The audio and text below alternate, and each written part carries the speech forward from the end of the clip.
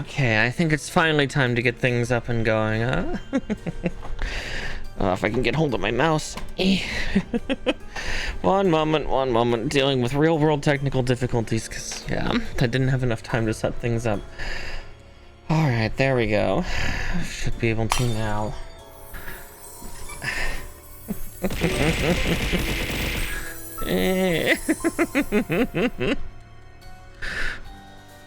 Who hit me with what? Twitch isn't showing me what I got hit with. What did I get hit with? Who hit me with what?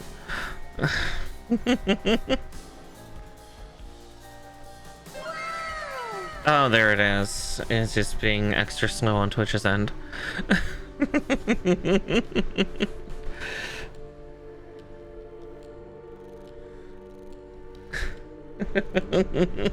Sorry, I'm tired and a little stressed out because, yeah, I don't like being late to my own streams.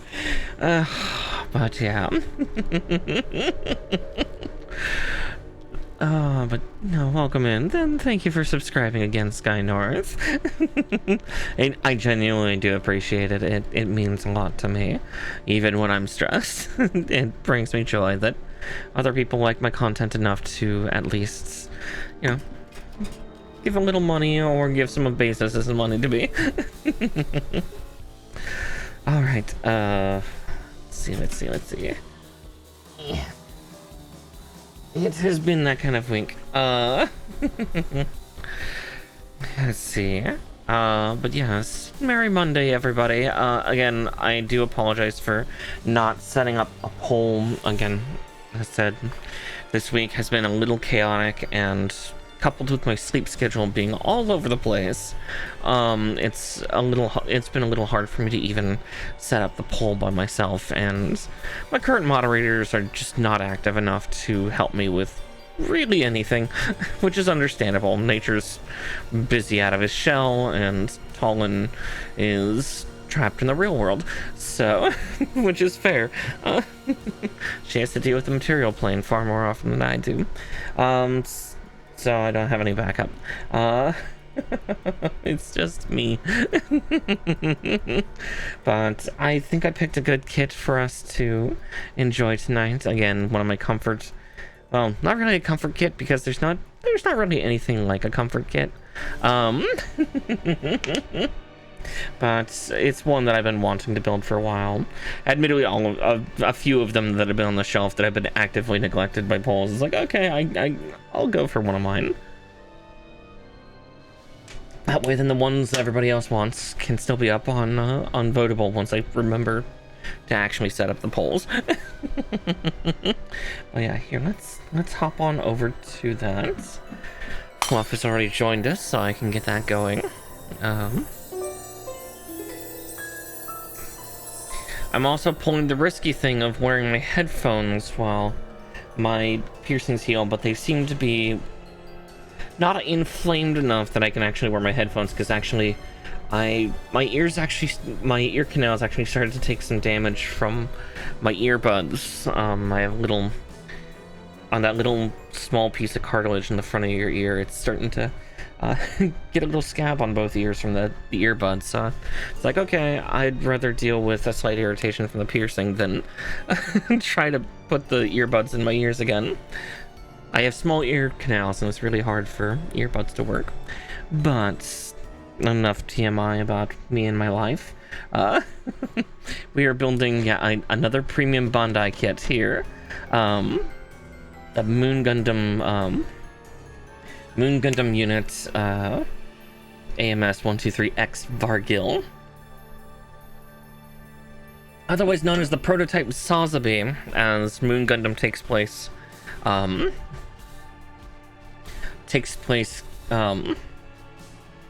just before Char's counterattack by about a year or two. If I remember correctly, Amuro is in a Rickdom in part of this timeline, I think. I might be wrong about what unit. I know it's a cycloptic unit that honestly looks like it's Xeon, like Xeon parts merged with Earth Federation. I can't remember, but yes, this is also the shape of the body might also look familiar, because one of my favorite Gundams, Moon Gundam, is using the body of this thing. It is using the body of a Varguil, but it's using the head of Psycho Gundam 3 Mark IV G-Doors. So it doesn't have the funnel array, it has those giant ass plates. Moon Gundam also doesn't have the fuel cells. But this one is starting to show what kind of looks like SAZABI, except for one major factor. It's purple. It's not red. Because I think the original idea was the SAZABI was to be actually a mass production unit. That's also why this is more appropriate to a normal mobile suit in shape versus what we end up getting with the bulky ass SAZABI or the even crazier Nightingale. The crazy ass space lobster, which is my baby. I love that thing. But again, that's a specialized unit by for Char. All the more specialized with Nightingale. Yeah, speed and brute power. Luckily, it looks like we don't have color correction stickers, or if we do, we only have like, oh no, we've only got a small handful here. So there's that. And they're the really good stickers too, which I'm actually a little surprised about. Yeah, it's purple. I've been building a lot of purple units lately, because last week it's like, oh, I don't know what we're going to build. I'll just build Rosen Zulu, which is also purple, so purple. Yeah, this one's a very beautiful purple too. It's that like nice, I almost said dark lavender, but that makes no fucking sense. It's a nice deep like mixed purple, which is great. Can you tell it's a favorite color? It's funny because my 2.0 model doesn't use that color at all, but my 1.0 did. Sorry, the bag fell in awful heavy. I'm like, is there something else in there? Oh! So this is also a sign that you can definitely tell that this kit came after the Moon Gundam. Because there's some of those psycho plates. We're not using them because, again, this is the Varguil. The Varguil doesn't use those. Again, in the... I was about to be like, in the anime. No, in the game that it comes from. The Varguil, or the Moon Gundam, is a decapitated Varguil unit that then gets the Psycho Gundam's head put on. And apparently it's rooted enough with enough Psycho frame and Psycho plate that it was able to control the G-Door system, which were these giant unthrustered plates that are super riddled with Psycho plate. Like they're like 90% Psycho plates. So they just fly around everywhere under the psychic control of the pilots. And just so happened the kid that happened to hop in this thing on this random backwater space colony happened to also be a very powerful new type. Surprise, surprise. Young, talented, gifted kids becoming a walking war crime of a child soldier. It always happens with Gundam. Always.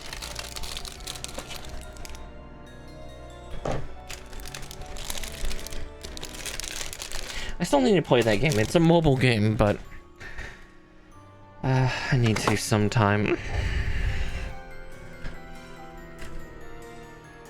You are Echo. And look, all the sheets can fit in the area, which is fun. Yeah, as I say, we're dealing with a pamphlet style though. Interesting. I was about to be like, they actually have it set up that it's opening Japanese style instead of instead of Western, because like the last few they've opened like that, but this one's, yeah, it's opening backwards.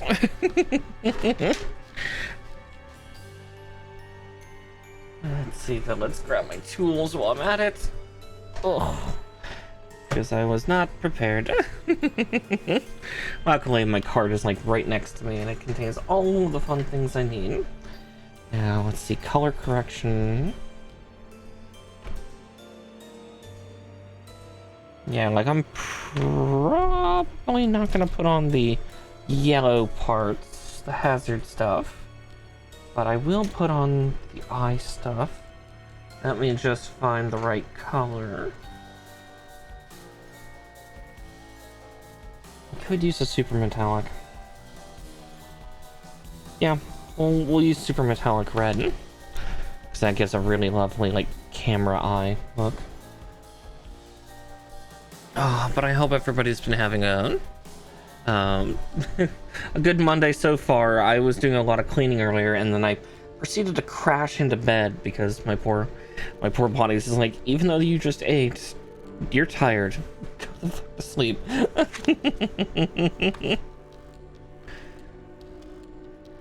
But yeah, this should be a fun build. This should probably take me maybe about 4 hours if I'm gauging my time right. Not 150% certain. But yeah. Alright. Snipper red, snipper blue. My part separator wedge. Glass file. Hopefully I don't need the pliers, so they'll stay in the box for now. Same for the scalpels. Just because if I could avoid having to have uncovered blades out, I would like to do so. Because, all right, but yeah. The brain cell is tired. Let's see, I think F2 is this sheet. Yeah, we got some super tiny sheets. Like, here's one with just 4 parts on it. Same for here, like we got, you know, those are all head pieces. But, yeah. Again, because this is... Finally, it's been done the other way around for this kit of, you know... Yeah, we're getting the mass production units after the, after the non-mass produced one. Alright, and Delta 5.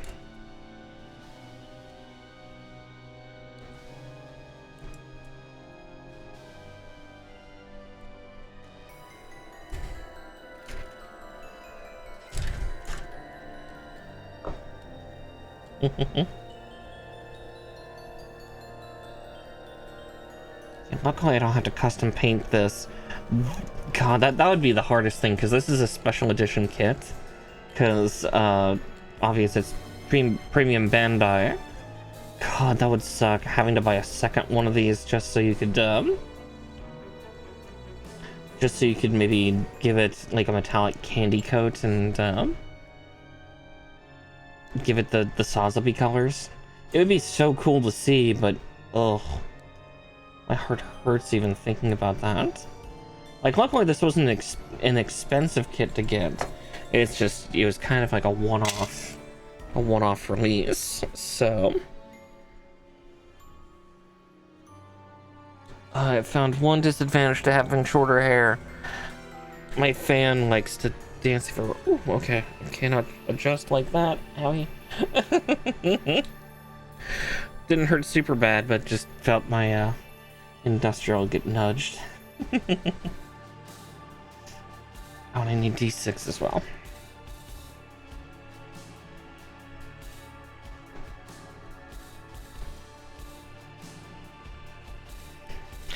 I guess I do have to wear my headphones in a new, different way now. The proper way. The earring gets to tell me how it goes on. Luckily, most of the irritation in my ear has gone away along with the swelling, so I'm healing pretty well. It's just, yeah, I've got to take it easy and be careful, which is I'm bad at both.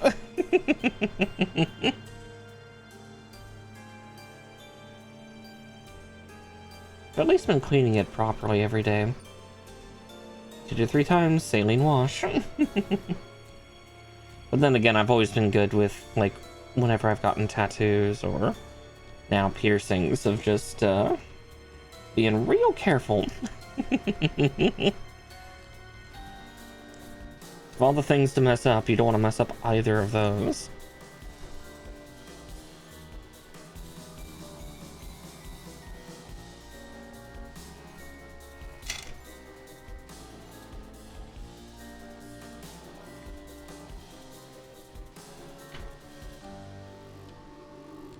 Oh wow, yeah, we're already done with F2 then. Goodness. Well, that's at least comforting that the little alterations are already done with. It wouldn't surprise me if someday they also come out with a special edition of the Moon Gundam one, of the quote-unquote unpainted version, because the first time you see the Moon Gundam in its completed state, it's still, the body still has the Varguil colors, and the head still has the Psycho Gundam colors. So the body is purple, and the head is like a dark black with like ruddy dark red and a little bit of purple. Because yeah, the Psycho Gundams were just kind of like Zeon's attempt to like make nega versions of or evil versions of things. I don't know why my brain went like immediately to like Scott Pilgrim and like Nega Scott. Just the like evil inverted color version of Scott Pilgrim. Oh my god. I'm not awake enough, that's what I am.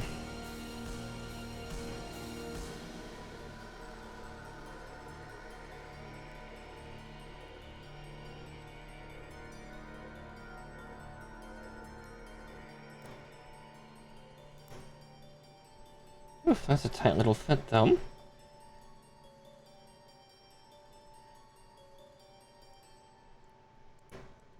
Michael Cera was such a strange choice for Scott Pilgrim for those movies. Like, don't get me wrong, he played off the awkward parts of Scott Pilgrim really well, but I also still need to watch, oh god, what is the TV show called that they've done recently? I still need to sit down and watch that. I know it's different than the comics.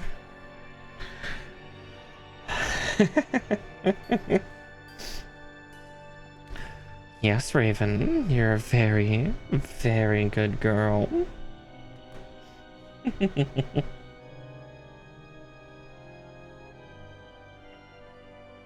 Let's see. Charlie 11. And that's off of Charlie 1. Ugh. Ugh, still bleary-eyed and I'll have to find ways to contain my hair now that it's shorter. Luckily it's not too bad, like it's not too irritating on my head, but I'm still definitely not used to it. Luckily we're heading into winter, so I need to use my fan less and less. If anything, I'll start getting cold soon. I have been getting cold, honestly, but more. Make it so I want to need to cuddle somebody. Not that I can do that on stream.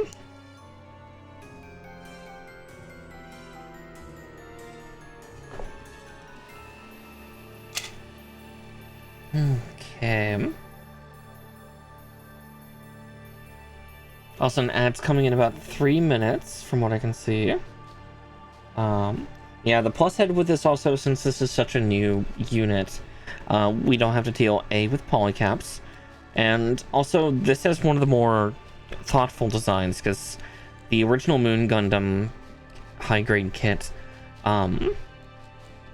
people put it almost as a halfway between high grade and real grade, with how thoughtful the build was. And I can only guess, since this thing is sharing about 70% similarity to it, that it probably is the same. And like even the shoulder joints here look so simple, but they're elegantly put together, which is really nice.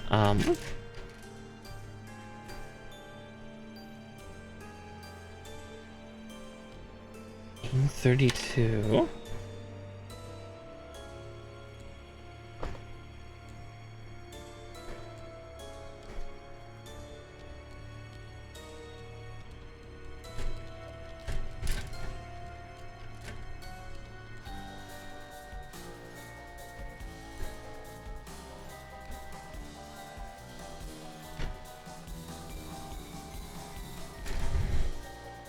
Okay, there's those, and then I just need C14 and C24, huh? Can't even properly make the C4 jokes, because... yeah, probably for the better. I've beaten those ones to death. C1 just goes on that shoulder.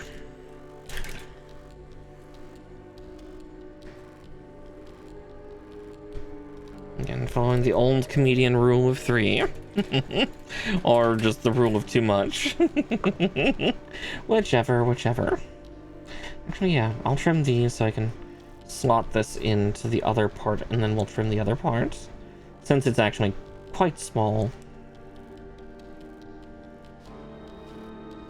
So this thing is going to have really nice and stiff joints, due to how it's put together.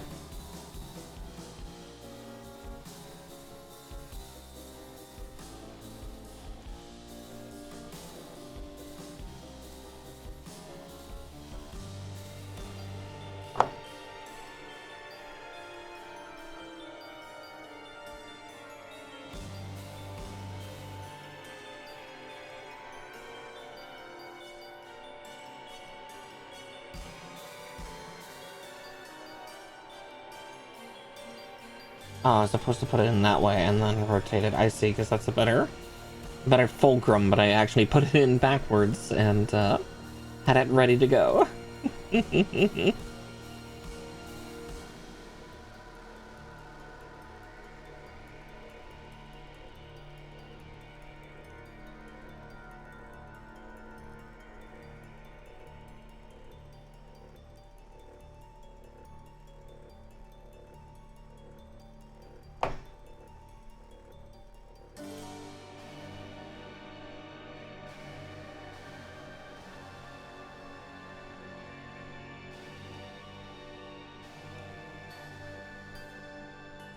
And... yeah.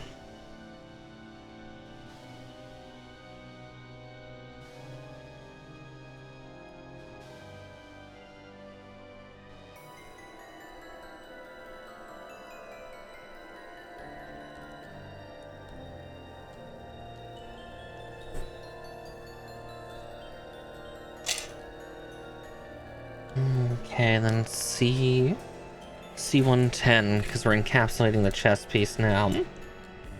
Or at least part of it. This plastic's nice and soft, too, for cutting. Yeah, great for snipping and cutting. Really bad for abrasing. Well, bad or good, depending on your viewpoint of the abrasing part. Using a file against this stuff would chew it up pretty significantly.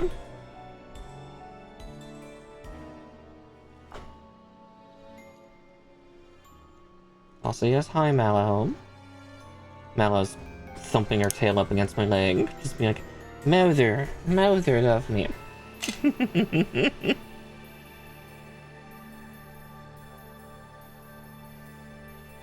Okay. D4, 7, and 15. Wait, no, 16. Oh, I can read.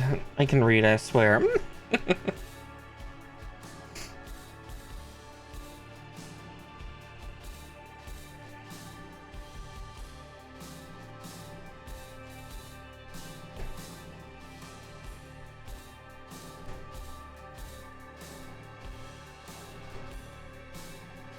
Even the way they have these sections metered out on here, they're actually looking pretty good. I will have to double check the front of the pamphlet for like unused parts, just due to the fact that this is technically another version of a prior kit, so some parts will be useless, like those psychoplate pieces I talked about. Yeah, I really can't adjust my headphones to tuck any hairs that break free out. Ugh. At least on the right side of my head. Being a little risky with wearing headphones while the industrial's been healing. Again, there's only one point of it that's really irritated, and that's the front. The front piercing now of the industrial. But I've been able to sleep on it the last couple sleeps of the last day. So I'm doing better. Again, pretty good for, you know, not even a week of having them. I always worry about the worst that could happen. My ear stabbies seem to be doing okay.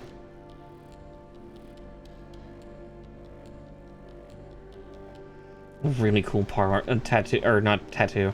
They straight up were only a piercing parlor, but still, really cool place. I love their staff. Already, they're super neat.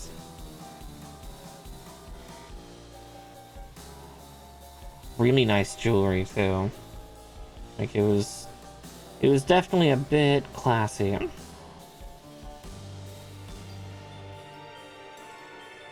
they're saying there's a slight difference to the bevel. Okay, I think I have it the right way.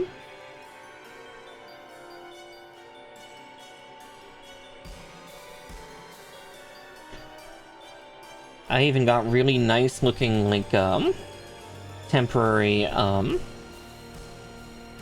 they're actually not temporary, they're actually permanent ones, but I got really nice looking,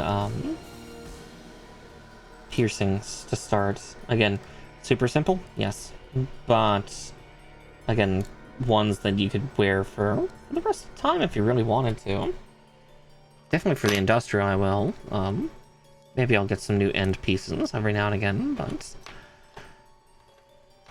you know, different colors and styles. Once they're healed up enough to actually swap out. Oh, you're fine, you're fine. Again, people gotta lurk. That is not... That's why, it's like, that's not going in and staying in, because I am missing a piece. G15.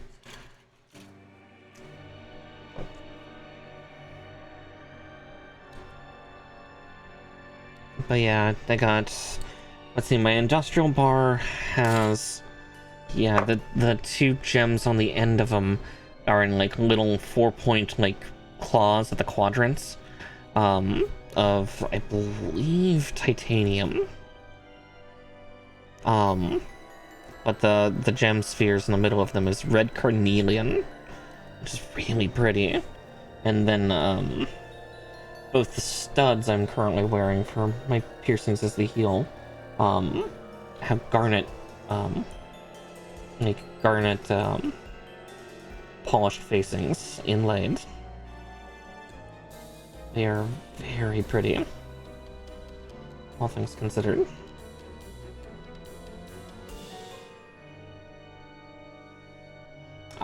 If you find a good parlor for it, they will find good anatomy for it.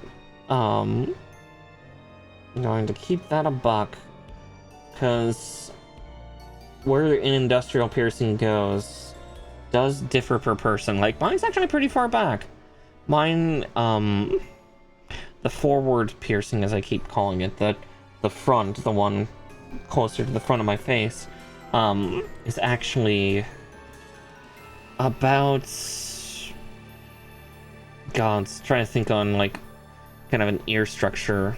Like, here, we'll use this as the ear structure, kind of showcasing where my piercing is... The initial one's, like, right here. So, actually, just almost to the point where it's almost near the top of the ear. It's barely off, and then the other side is, like, right here. Where I've known people who have industrials where it's closer to, like, right above the point where the ear starts to connect to the head, and there. Depends on your cartilage. But yeah, mine's quite a bit higher up due to my own ear. Hi, Kinjiru! Welcome on in, dear.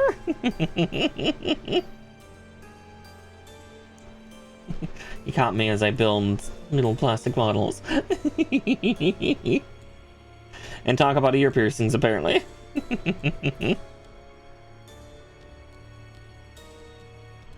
Yeah, I'll say for you, Raven, yeah, just find a good parlor nearby. Again, if the person doing your piercings is a walking pile of studs and metal, that's even better, because that shows that they like piercings. Yeah, my piercing specialist that helped me, they were super great.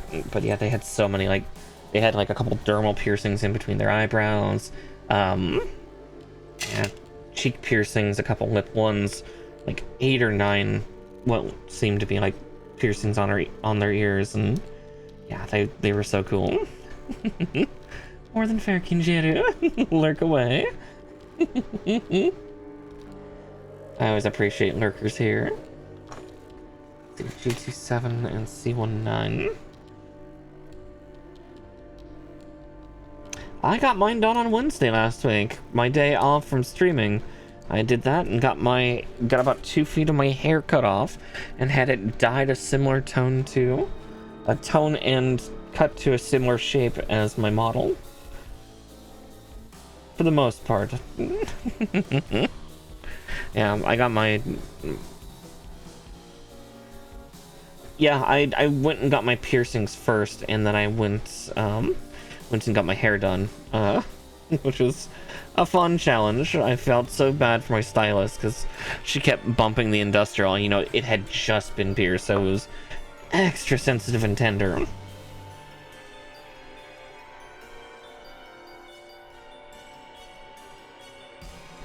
It also doesn't help that my ears are very sensitive to touch and sensation. So the piercings were an extra bit of like, ooh, that kind of stung.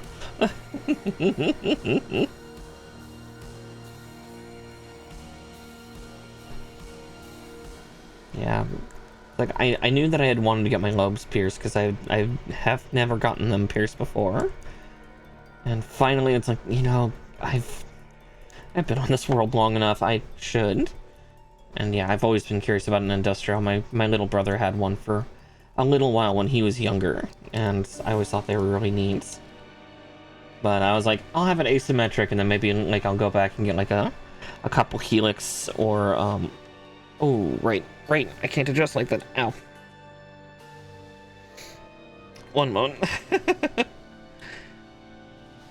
Oh, it gives me a chance, actually. One moment to get my hair lined back.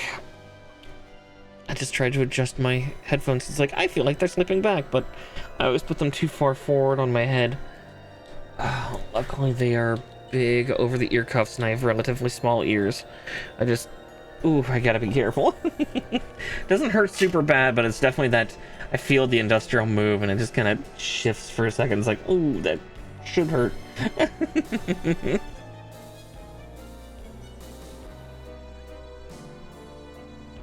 It's part of why I was trying to wear earbuds, but apparently wearing them as long as I have, it's just been like pushing stuff into part of my cartilage, and it's really not nice. Of course, I have everything wrong with my ears. But we make do. Alright, I6.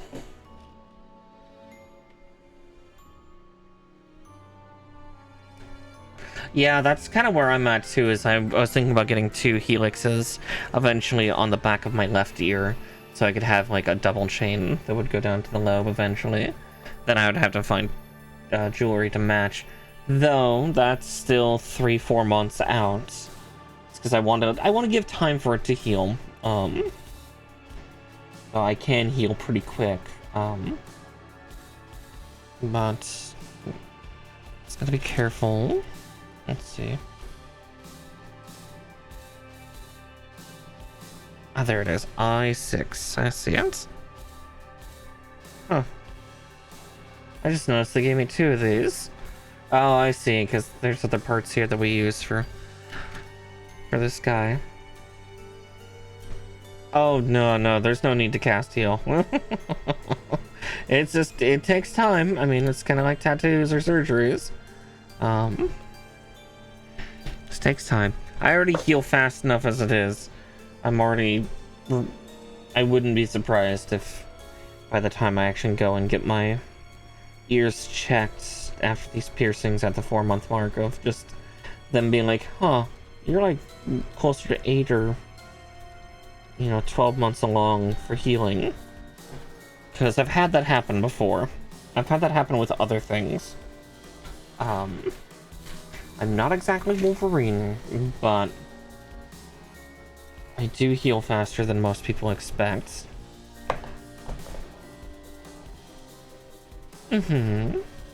Yeah, nipple piercings are something interesting too. Belly button, nah. But I have a weird relationship with my belly button. as peculiar as that sounds. But yeah. Yeah, the other is always interesting.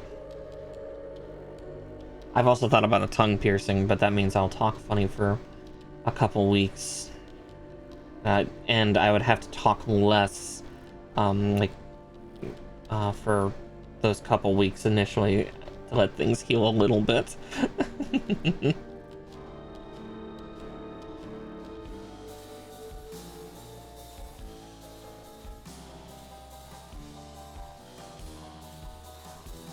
God, that's such a terrible place to... I guess there's no real good place to have a nub on that piece.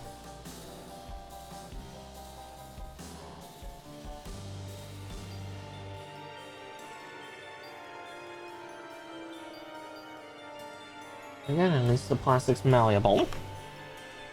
Yeah. You just would have to be very careful with the healing process for the tongue. On top of also being very careful about clacking it against your teeth too much. Just because you could end up doing a little bit of damage here and there if you're not careful.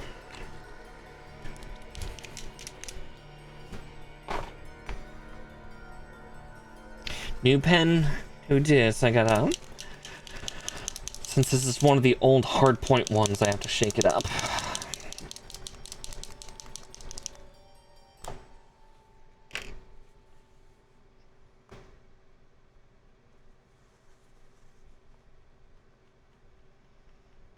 And then we gotta stroke it a little bit. There we go. Because at the end of the day, this is a cycloptic unit. So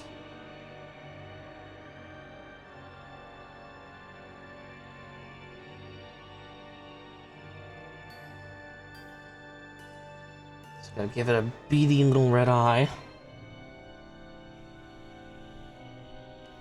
To scare the locals. And with that, I don't think I haven't... Actually, no, there might be a few others. Yes, okay. They give me 3 BDI ones, and it looks like this is also used for For its scanner systems, its additional scanner cameras. Let's see. Yeah, another one will go there. Which is... Oh, and yeah, the other two will be there. So yeah, once we get done with the head, yeah, we'll be done, I think. I'll probably still keep it just in case if it, like, goes on a gun or something. The problem is the initial piercing that they'd probably put into your tongue would be one that would wiggle. Because they give you longer piercings to begin with. Like, case in point, like for both my ear studs and my industrial, they're all longer to accommodate for swelling. Because you're initially going to have a lot of swelling with your piercing sites, because they're obviously inflamed because they've been fucking impaled. So yeah, like, again, the fact that it's been 4 days since then and most of that's gone. Like, even right now I can tell my right ear at the industrial, since it's been nudged a couple times, is starting to swell a little bit. But again, the pain is now not even a 1. Like, it is negligible, but I can tell that there's higher blood flow and a little bit more of like that pressure sensitivity. I too become inflamed when impaled. Let's see. Right, Varguil has a very fanciful horn, so let's not snip the wrong part of it. Or fanciful set of horns, I guess I should say. That would make a Gelgoog jealous.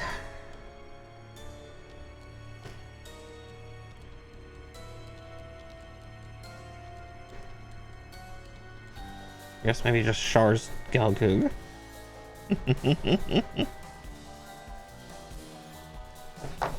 Can't remember if all Gelgoogs had the fin. I think they did, but I don't remember. Oh yeah, that is showing up brilliantly. Maybe not as much on camera because it's metallic, so it's reflecting. But in person, that little red eye dot is showing up so spectacularly for me. Maybe it'll show up in pictures. I will have to grab my phone in a little bit. I left it on my bed because, again, nap time. That's where my phone lives during nap time. So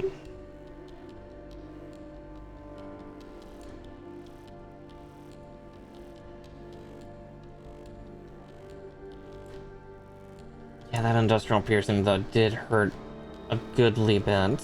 Yeah, I think as I was telling friends, it was about a 6 on the pain scale. Again, for split seconds, and then it was gone. But yeah, that initial just ooh, as it shunts through cartilage is not pleasant. Again, no fault of the technician, just I have sensitive ears, and that's a very sensitive spot on the ear. Ugh, yeah, just try to do it again.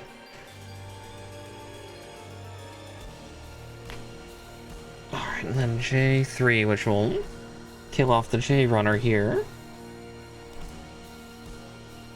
Yeah, definitely once stream's done, I'm gonna be taking probably the headphones off and going and doing another saline cleanse. I might do that as a habit, just yeah, finishing stream and then cleaning my ears again, just for the sake of safety, just because, you know, my headphones here are cloth and I just don't want any bacteria to get into healing wounds. Luckily, again, I've not bled much since, like, I bled a little bit after the initial piercing, just because, you know, fresh piercings were constantly getting nudged and bumped by my hair tech as I was getting my hair done. And again, no fault to her. It's hard to avoid things.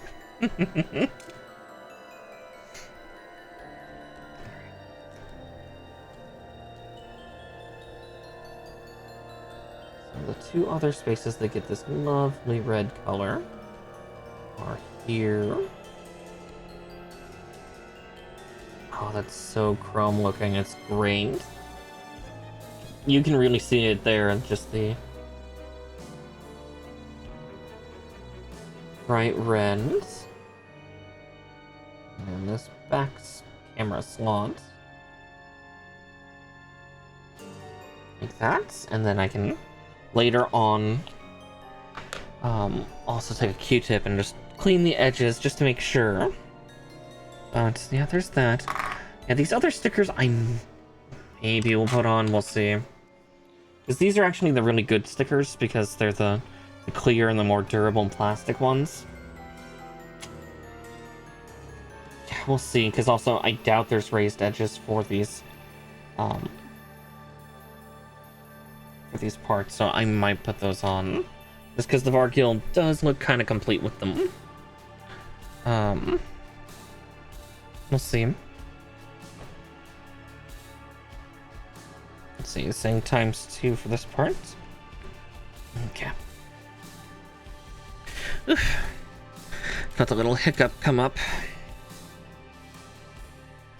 I am a teensy bit hungry, but I'll make sure to eat when I can.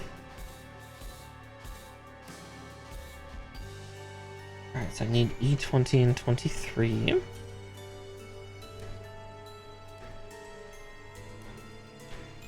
There's 20. I've been fondling number 23 for a little bit.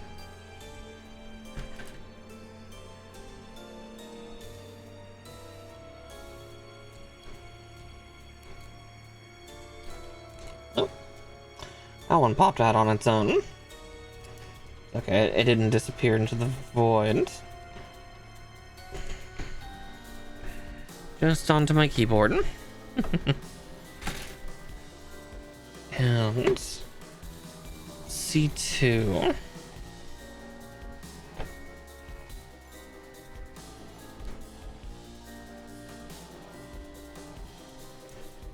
There's one. And the other.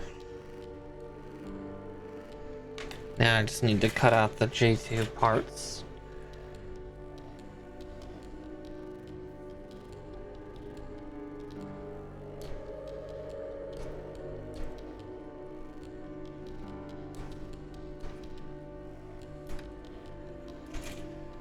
There we go for that.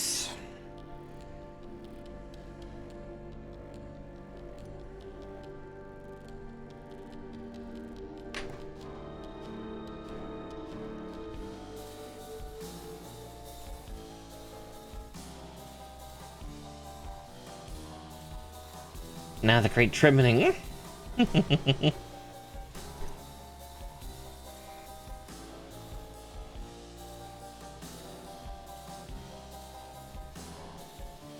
See that why that other one had that little nub break off so quickly.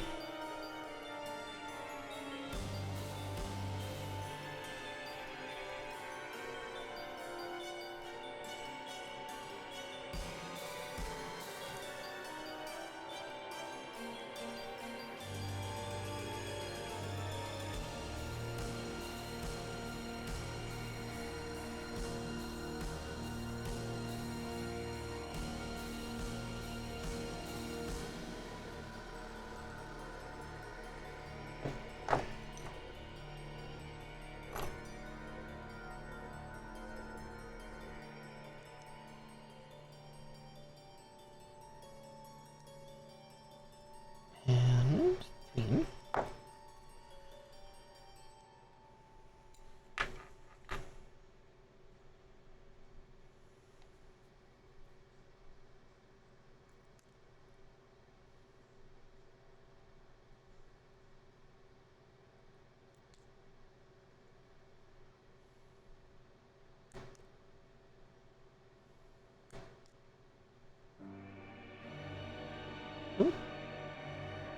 choking up a little high on the blades. Alright, there we go.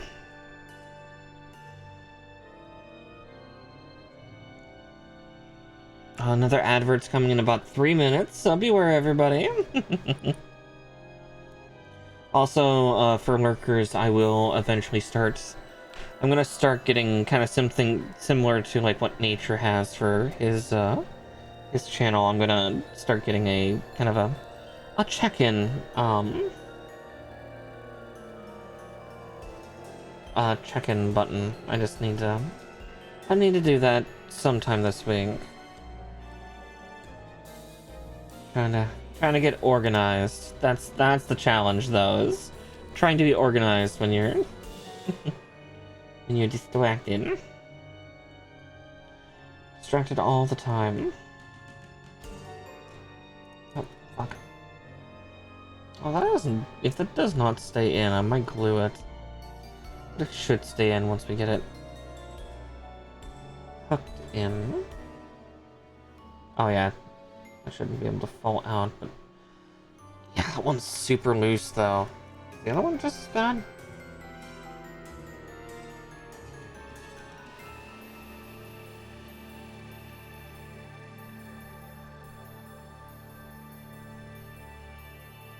Okay. I'm gonna use a little bit of adhesive here just because I distrust that. I need it to live in its home.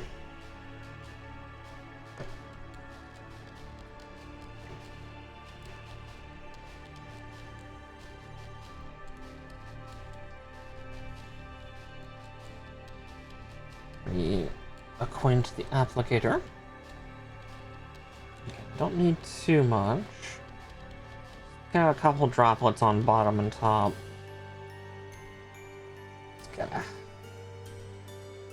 gently coax it out by just little squeezes. There we go.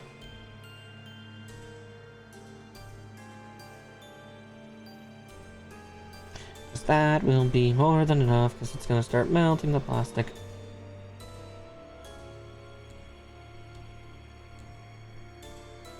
Yeah, we'll give that a couple minutes.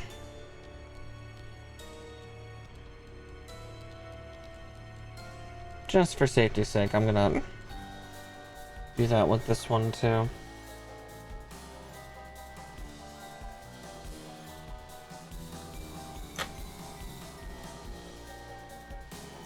Just better safe than sorry because there's actually no super hard point in here.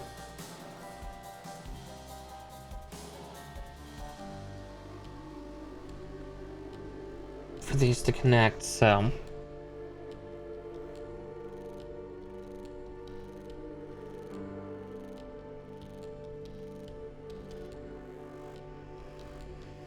all right.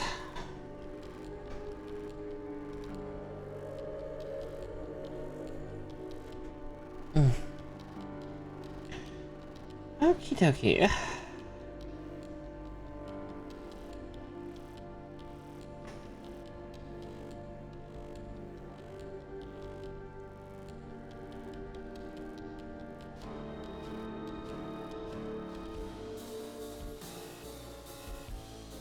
And now my room smells vaguely of plastic solvent.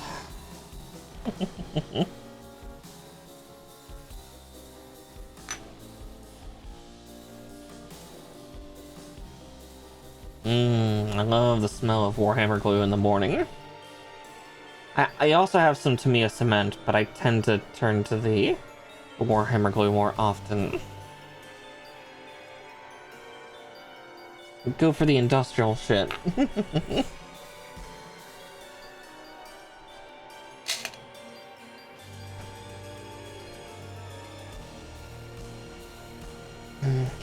and C6 and 3.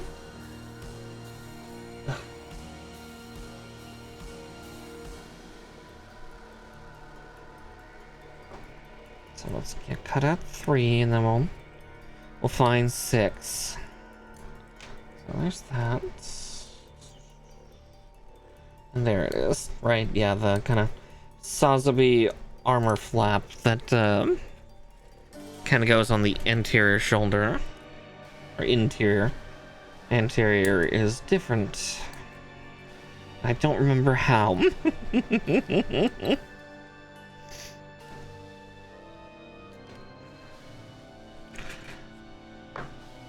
That's just my brain cell today.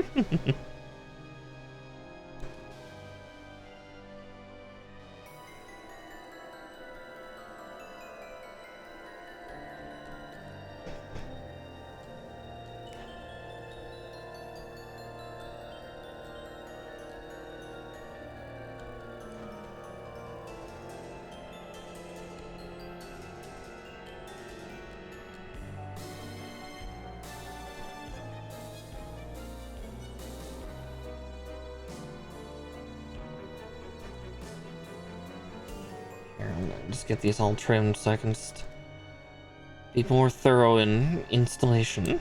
Oh, right, yeah, the way they have this constructed, this is actually the part that hooks into the chest piece. Instead of it being a pass-through.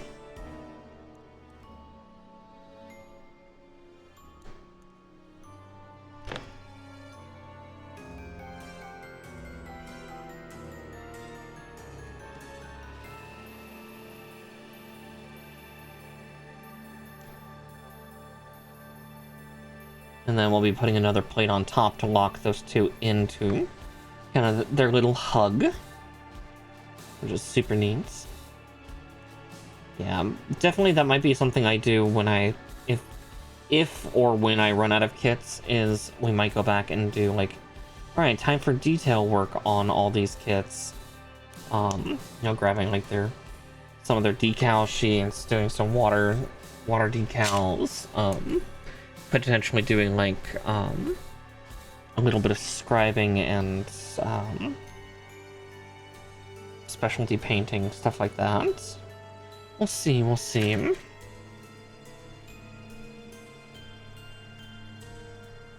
Been trying to think on ways to further my kits at certain points. It does mean that some of them will have to be unposed and then reposed.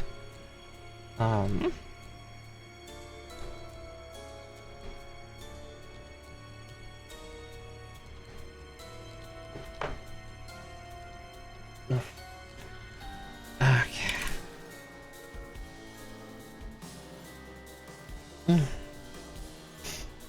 Yeah, it's still definitely waking up, like my sleepy, itchy nose.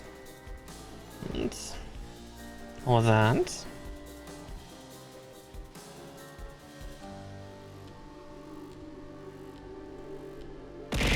Ah. Alright, I'll hydrate.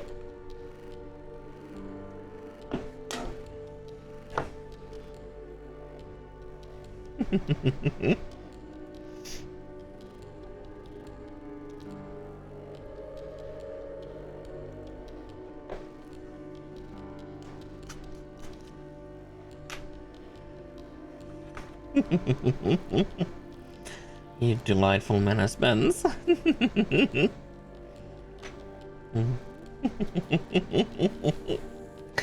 Alright.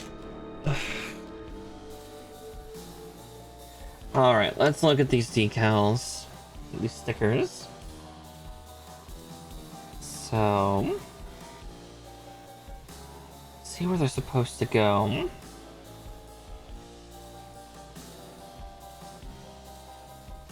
So I want to go like this. In this case, 5 goes on the side that's facing me currently, and then 4 on the other.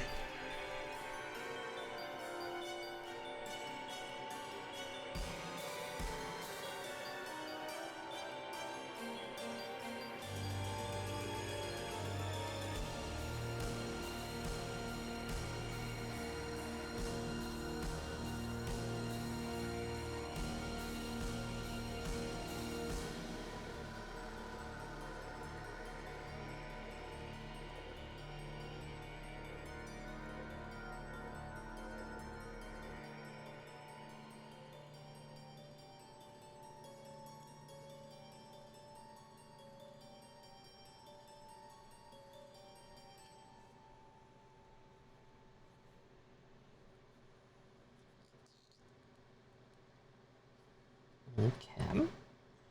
I'm getting a little quiet as I do this part, because... concentrating. Oh, that's a fresh hell.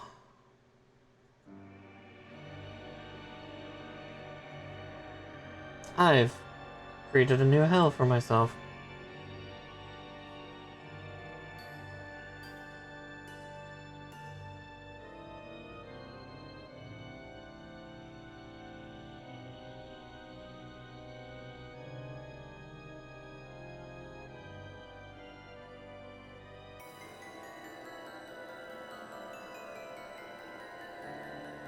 There we go.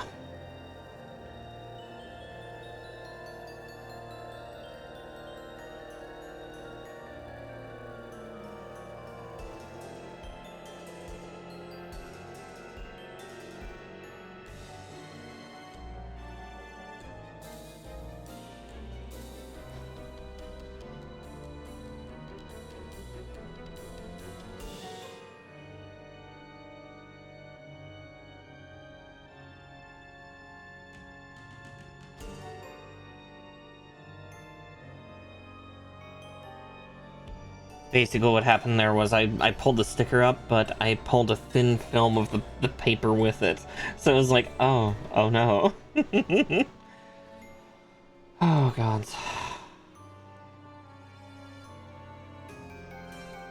I kinda could tell too, because when I pulled I heard a tearing sound instead of a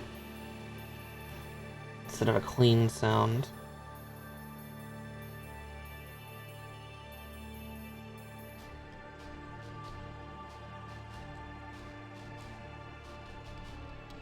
Oh, that one went on super easy though. It nearly did the same thing though. It genuinely tried.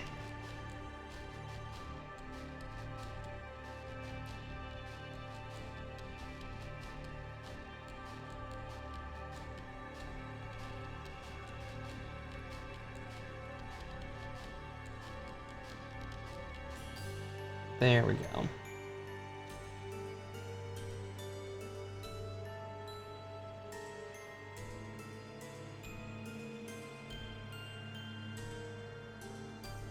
Ugh. A perfect placement, but then the sticker doesn't stick. There we go. There we go. Yeah, that's looking pretty nice. These ones are at least decent enough. Ow, ow, ow. Ugh. Yeah, Mara's favorite, decals. Yeah. One moment. Ugh.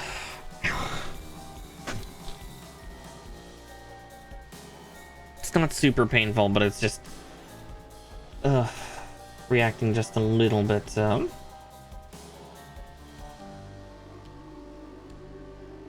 my ear. Adjusting in not good ways, as I frankly, actually my ear canals would be much worse right now. Okay. Where's the shoulders done? Yeah, I'm guessing the remaining ones must be on legs or something? Because I don't see any on the chest, so they must be on like the legs and the fuel cells. Yeah, okay, yeah, I see a couple on the legs already.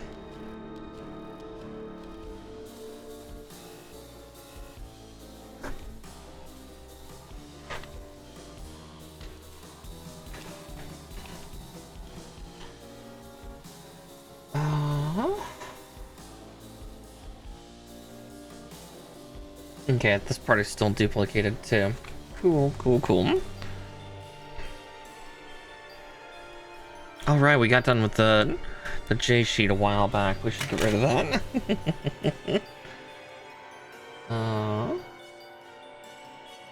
Echo 2, 22, and 12. All the 2s.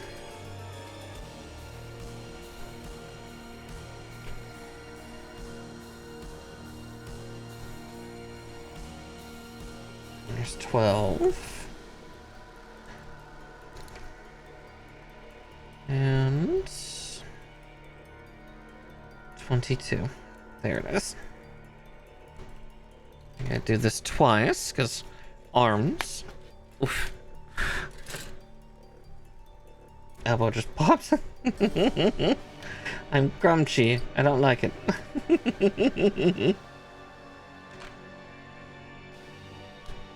My bones. Ugh. I do need to stop making all the old jokes. I think I'm just too used to hag culture that I'm just like, yeah. Maybe if I give in to it less, my body won't be as crunchy. That's the hope, right?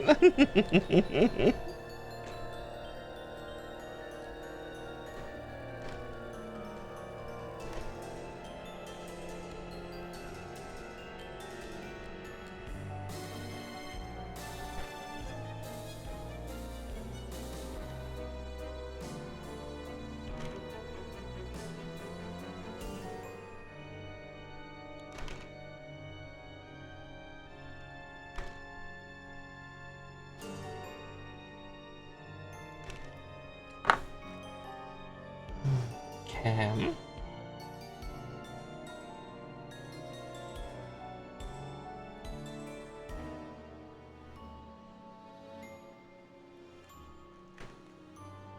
Just due to this one part being so small, I kind of want to get them hooked together so I don't lose them.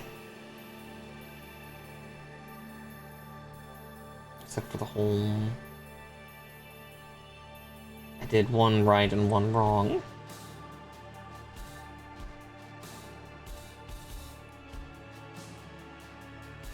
There we go.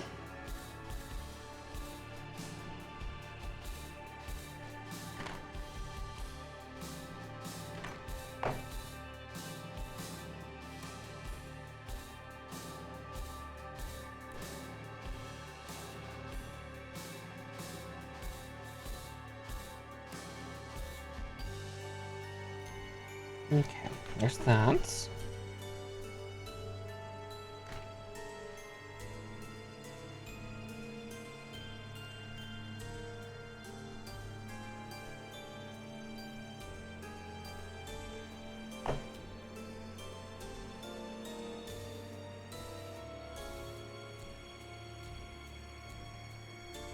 Okay, so let me go like that. Let me encapsulate, yeah? Yeah, encapsulate and start putting on the armor. So E1 and then what was it? A2 16. 18? 16. 16. I need to get my eyes checked.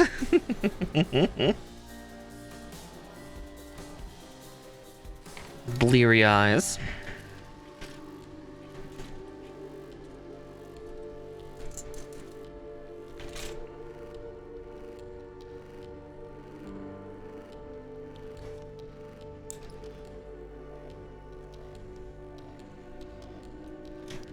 That's...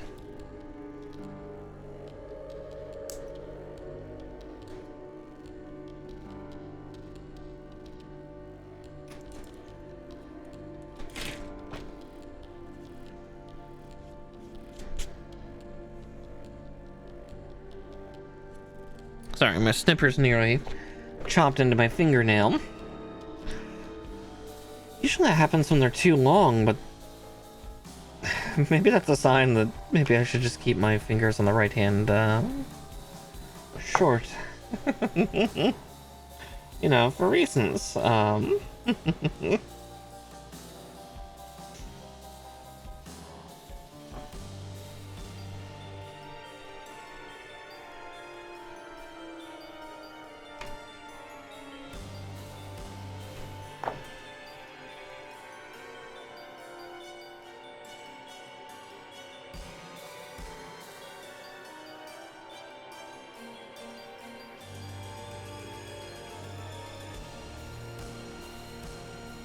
It's like the world is, the universe is giving me a sign.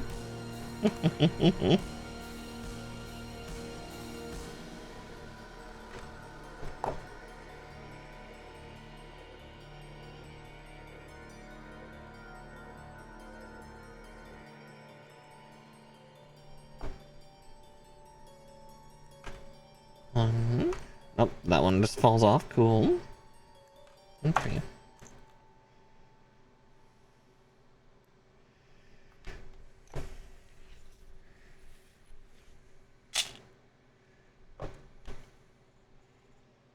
$14 and $13 off of the A2 sheets. Oh, there they are. Yep. Yeah, we're making pretty good time with this already. 90 minutes. Well, not 90 minutes, about 75 minutes in, and we're doing stuff I forgot I came live about 15 minutes later than I'd like to.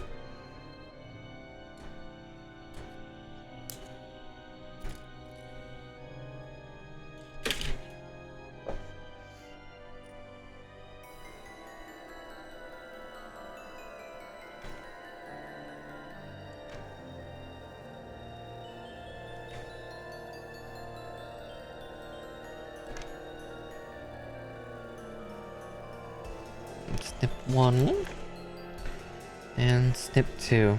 God, this thing is gonna look so beautiful on the shelf, though. Like, again, this purple's really pretty.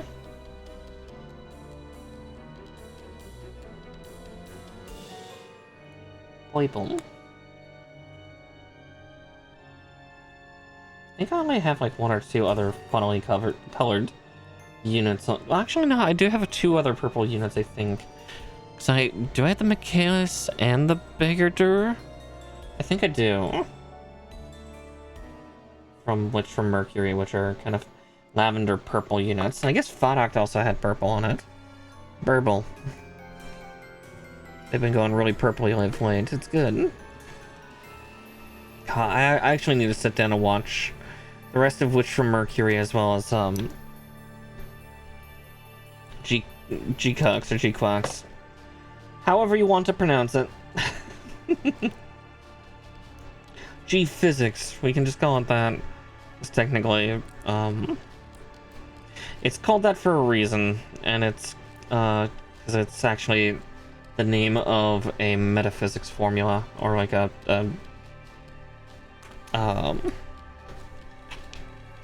quantum mechanics formula, technically. Same for all the other units that have weird names in that series. Is they're all actually named after formulae. And G1. That's what I thought. I thought G1 was these. G1, 2. Because, yeah, the particular animation team that did that are the same people that did Evangelion, so no one should be surprised that they're getting weird and entering into theoretical physics. 9 and 15.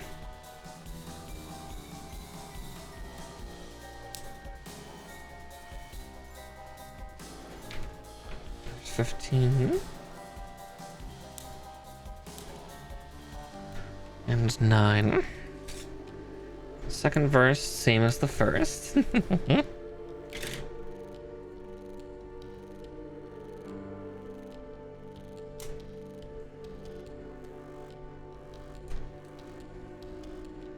This guy's going it feels like he's going a little bit faster than Moon Gundam, but I could be wrong. It's been a while since I did Moon Gundam.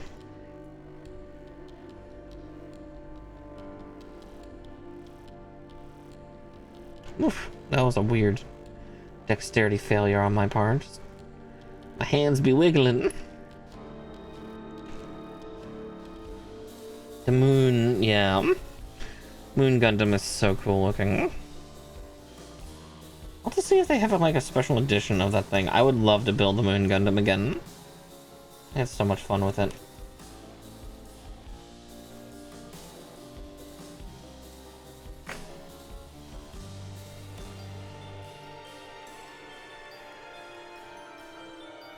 Yeah, how Bondi gets me to spend extra money. Here's a recolor of something you've already done. Shut up and take my money. Ugh. I am addicted to plastic. Help.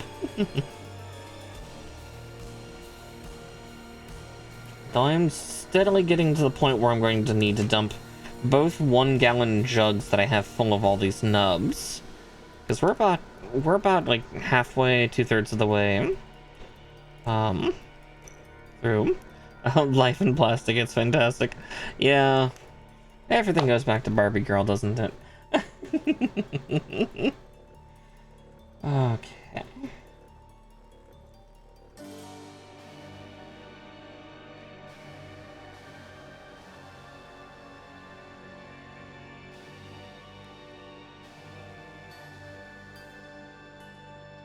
Like, why isn't it going on? Ah, I was trying to put it on backwards.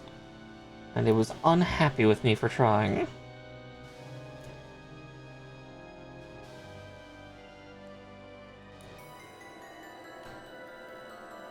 There we go.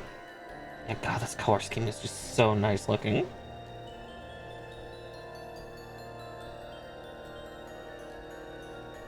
Wish more units had, like, cool color schemes like this.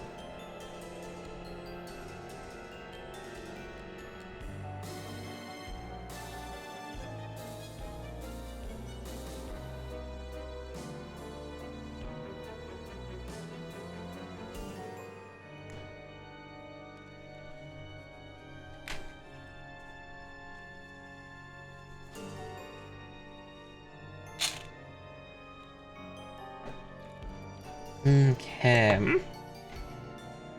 So yeah, from here we're doing the arms.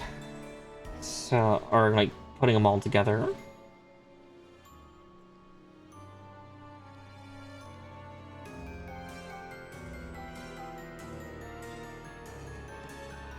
And there is a sticker here. 8.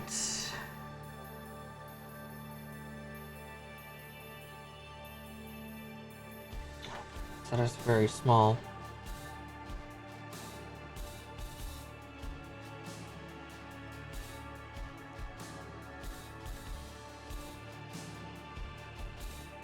Now, I'm actually sure I'll adore G-Cups once I finally get to actually watching it, because I do love theoretical physics and stuff like that quite a bit.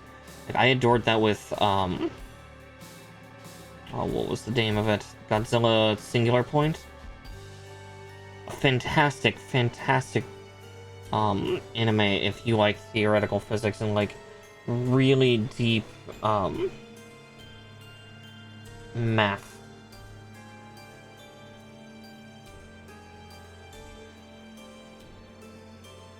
Or like math involving theoretical physics and theoretical formulae and conundrums.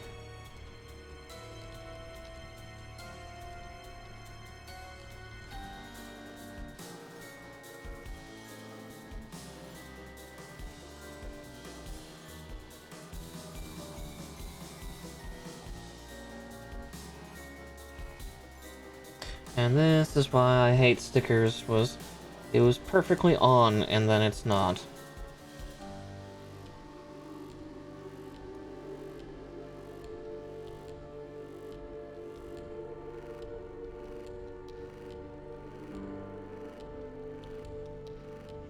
What I get for trying to talk while placing it, huh?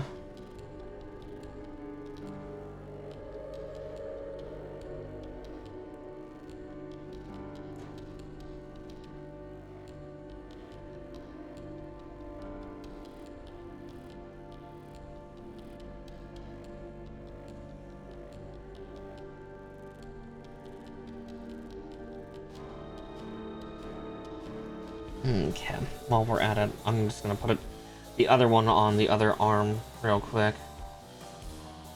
If I can.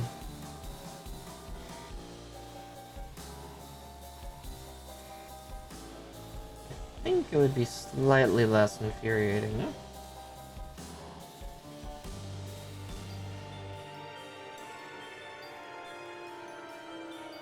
I did it just now.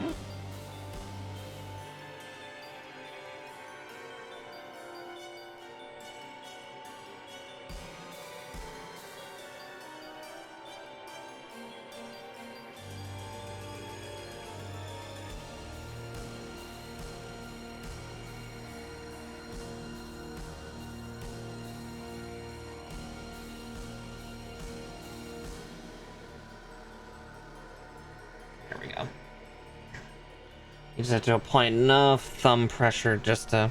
I guess you can't see me do it because there's a little far away.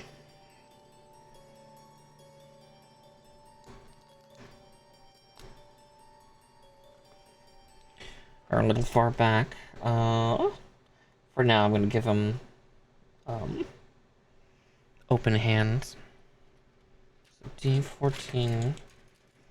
I might cut out D14 and 12.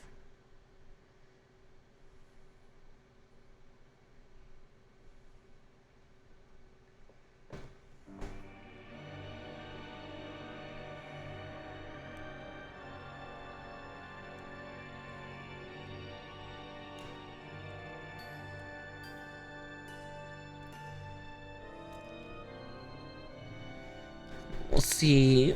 Oof. Ow.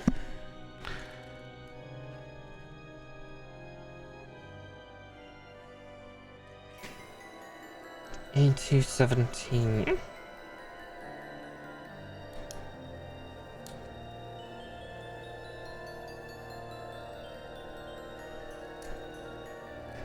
One and two. Cool.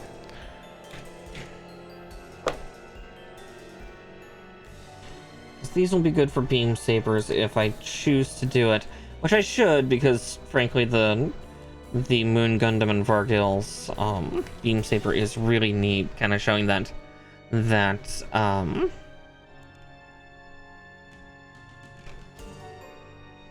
kind of partial axe beam effect that the SAZABI ends up having. The higher outputs of the energy projection from the reactor tie.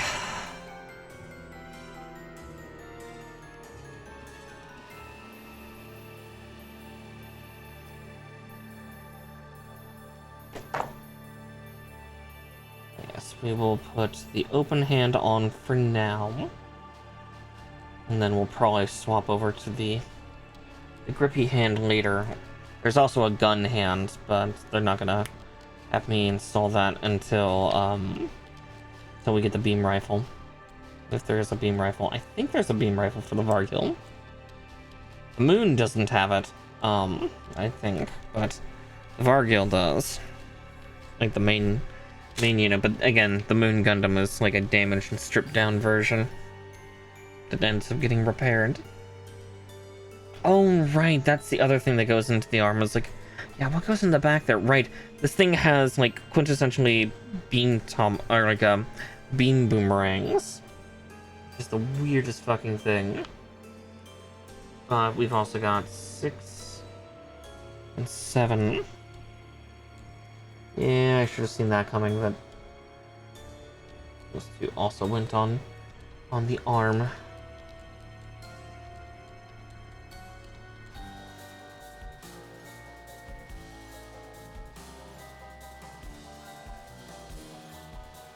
So that's, and then I will also do the other one real quick.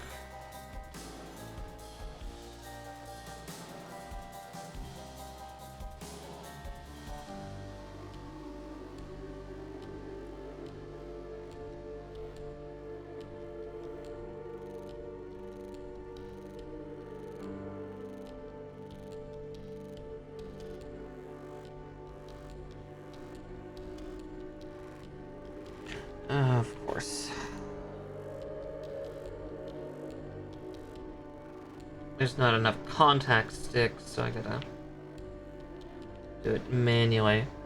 Fine, I'll do it myself, and then use my thumb to just kind of slide it into place.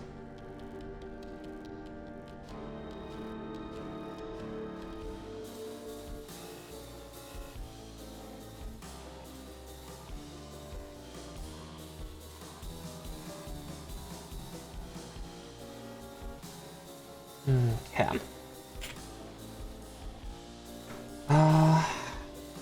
31, 24, 30.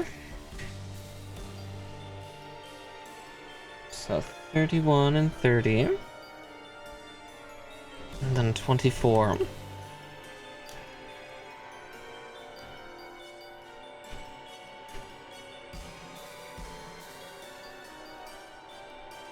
There's 24.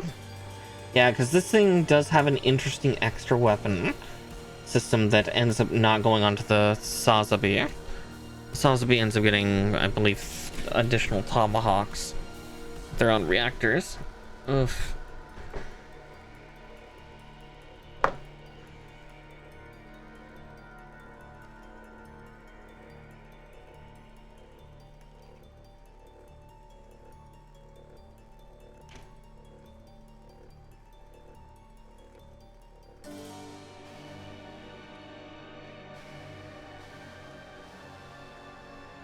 And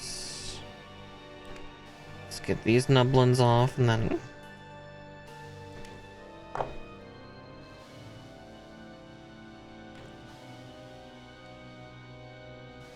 don't think it matters which way they go, just aside from, you know,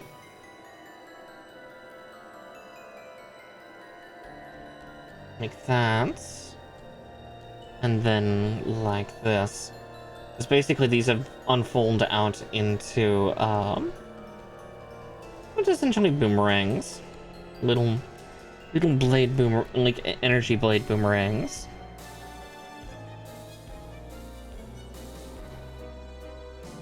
Which is something, yeah, the Moon Gundam gets to keep. The Moon, okay. And we do 15 and 13 off of the D-Runner. The other hands.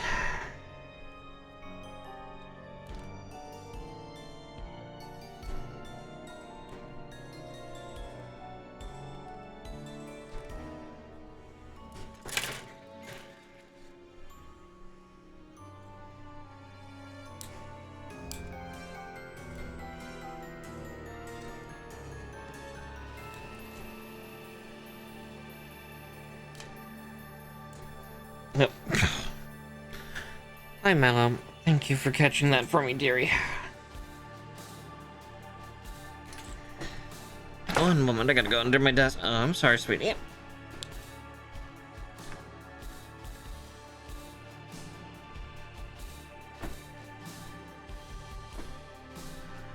Okay. Ow. Ow.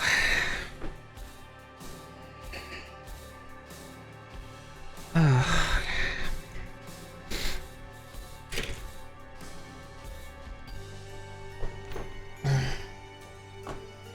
Oof, my ears. Oh, my ear.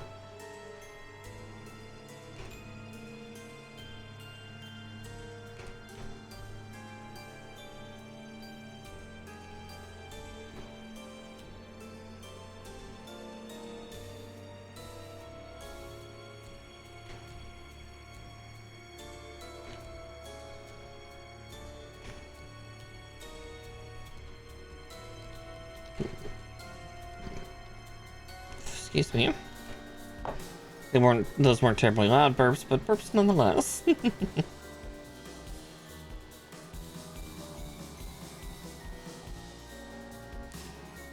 Kind of the hunger burp. Slowly processing my own insides. I promise I'll eat later. I do. Figure out what to eat, but I promise I'll eat something. Okay. Hi, Mallow. Welcome back.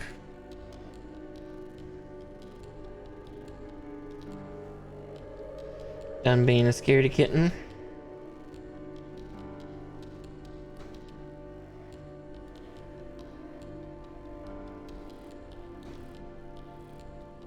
There's those two. I just need 24. Always is a little bigger than I think it is. There it is.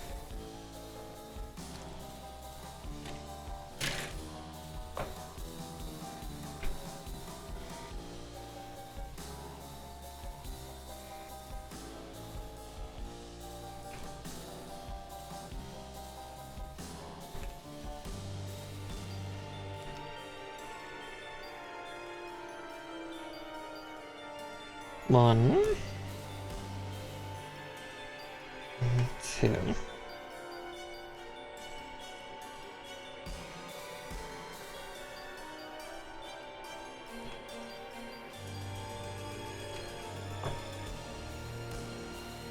Yeah, my tummy being hungry and a little grumpy it's my fault for, you know, sleeping for 3 hours instead of staying awake and like continuing to clean or cook or, you know, anything like that.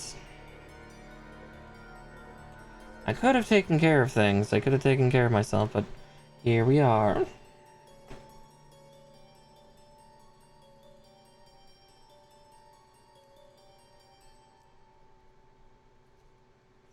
Alright. There is that. Now we get to work on the lower half of this thing. Of course, after we get the upper half put together at least.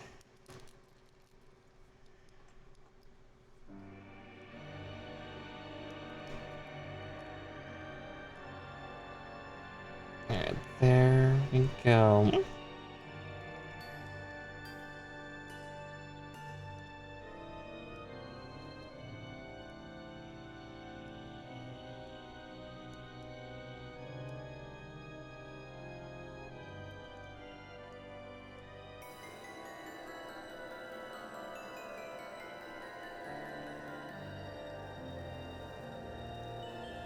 Sorry, it feels like the head's not going down all the way.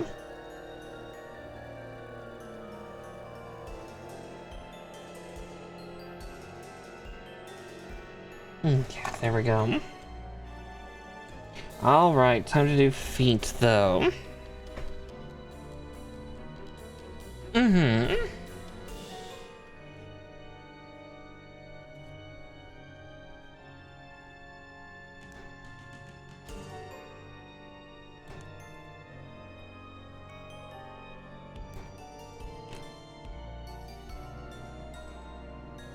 Oh, I'm half a step ahead, but I'll still cut the other sole out just in case. Well, not just in case, but just to have it ready. Everything else is on the echo sheets because we're doing skeletal structure. Oh, here it hairs. 6, 8, and 10.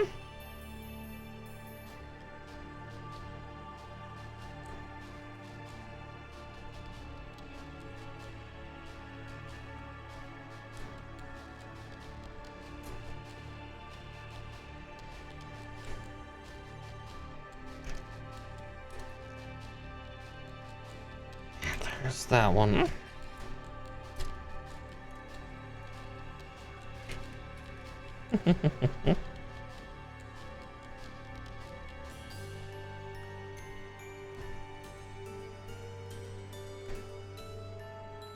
Okay. At least they're all nice and in a line. But most of these parts should end up going to the legs here. Because, yeah, the legs tend to be complicated on mobile suits and Gundams and what have you.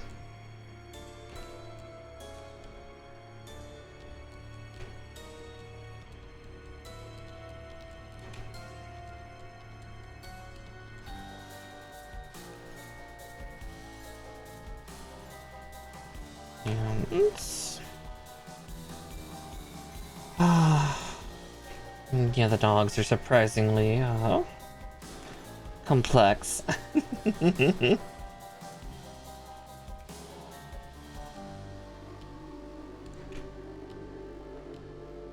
So thinking of that for slang and whatnot, do you really think that who let the dogs out was talking about dogs, or were they just trying to poorly disguise their interest in feet?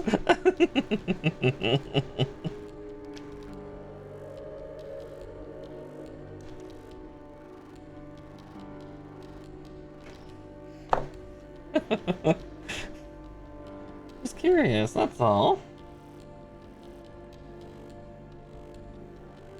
Did I cut out 6? Did I cut out 9? I cut out 9. That'll do it. Those are 9, not 6.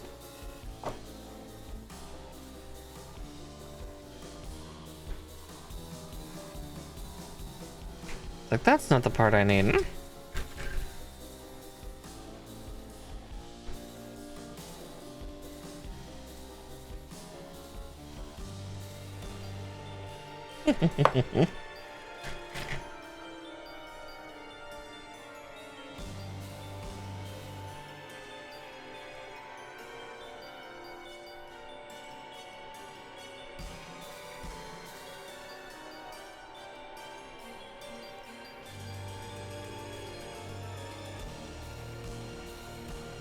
There's that. May as well trim these while I'm at it.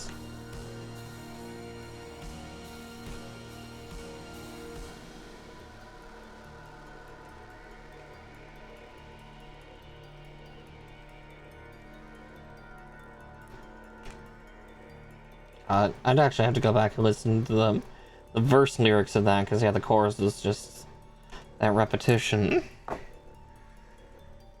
That'd be hilarious, though.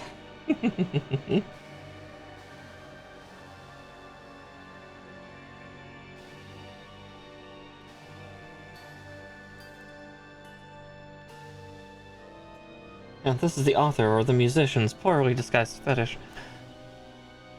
Okay, there's that one.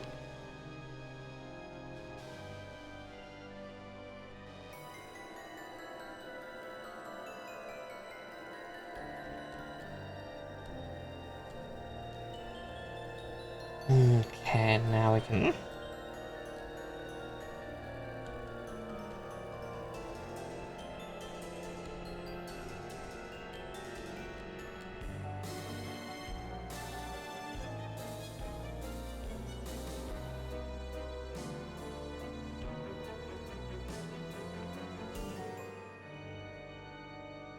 Okay. I think it would be easier if I got the... yeah, that in first. And then we can get the back end in second. And we can clean up all the nubs in just a minute.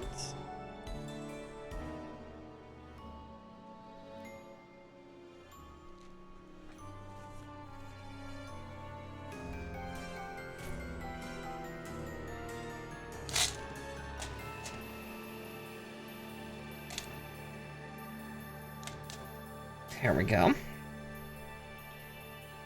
Alright, I8 and 7, and then A2 8s.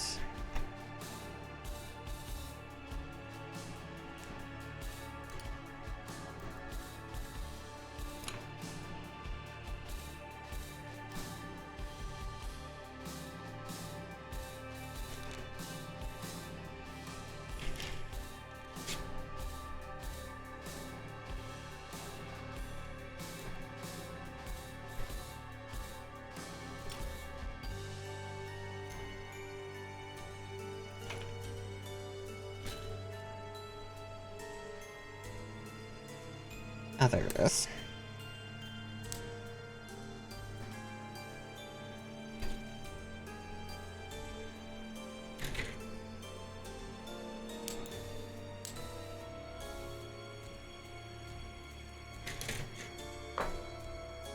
The foot armor.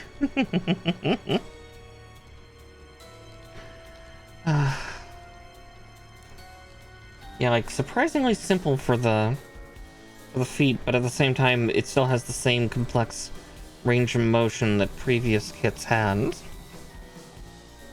Without, you know, the need for increased difficulty.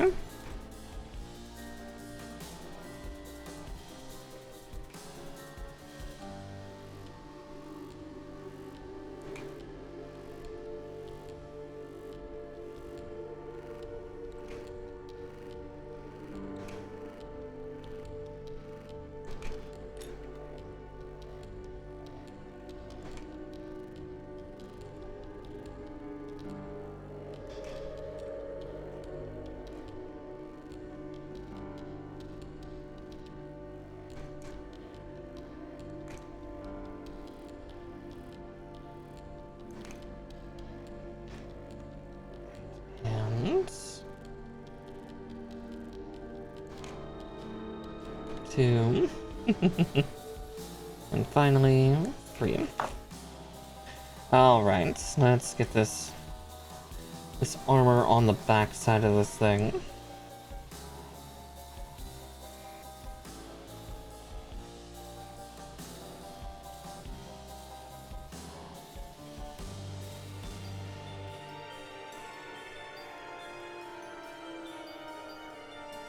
this thing is so cool looking, though.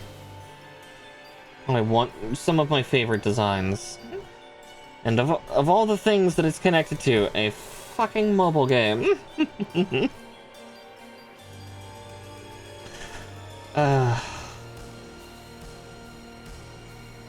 hurts my soul. But in such a funny way.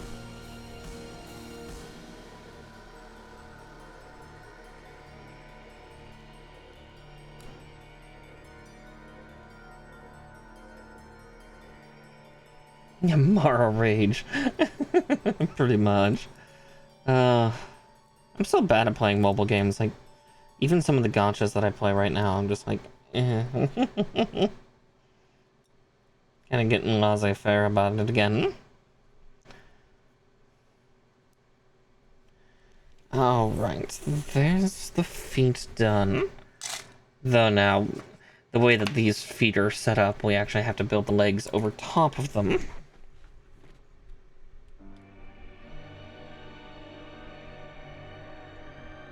One second. I had a nub still partially stuck to my hand and it fell into an awkward place on my keyboard. But there we go, fixed it. E14. Okay, and we're doing the legs separate, so...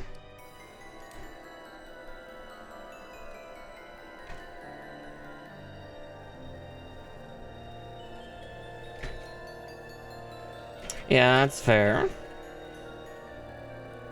Alright. 10 and 11.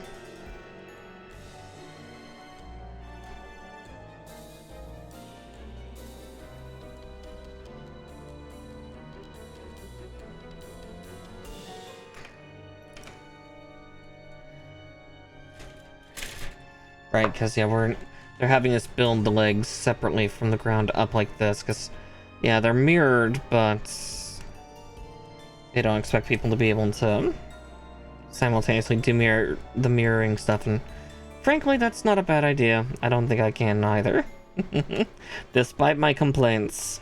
Yeah,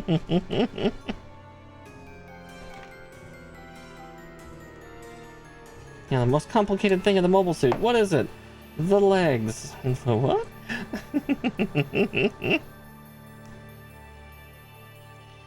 Okay, so there's that.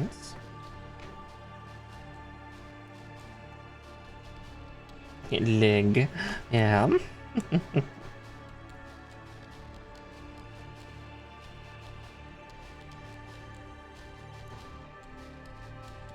Yeah, I was making something of a half joke earlier, but yeah, I'm gonna show you like the mobility range for this foot that's already, again, the foot is so simply put together, but like we literally can go a pretty steep angle on either side on that for the ankle, but then also, you know, forward and back. Again, for how it's constructed, it's pretty easy, but it comes together super well.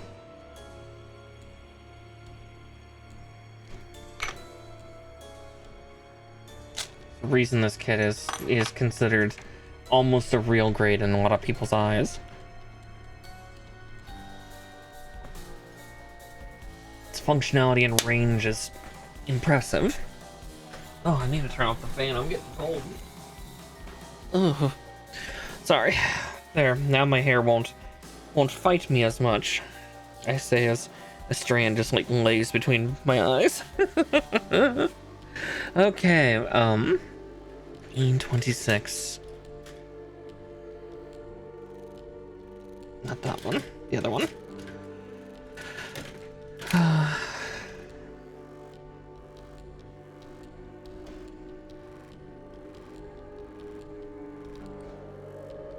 Because also this has like an internal skeleton that's more akin to like a real grade or a master grade. So we'll keep that one sticking out like that. That's the other part of this, is that like the chest didn't have it. The arms, yeah, the arms had an internal skeleton, but Yeah, the chest is really the only thing that didn't. Same for kind of the head.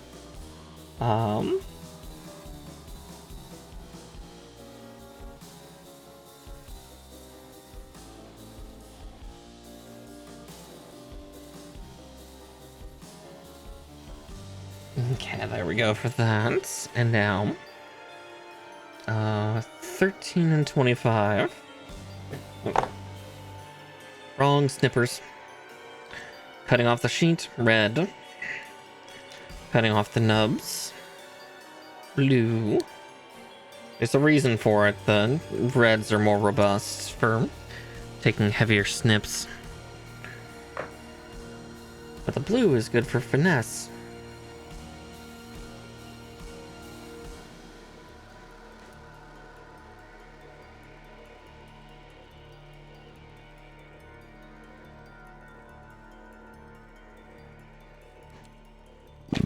Oof, excuse me, good grief.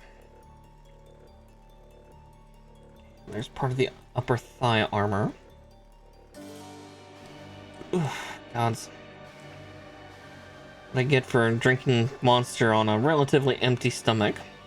Again, like, we're talking about a fairly robust, robust-looking skeleton. Like, we've not put the armor on. But for a high grade, this is pretty impressive, on top of the fact that it should go like that, and then we got a neat secondary moving part here in the kneecap. Kind of partially floats. Again, pretty nice. Alright, and then E3, 4, and 21.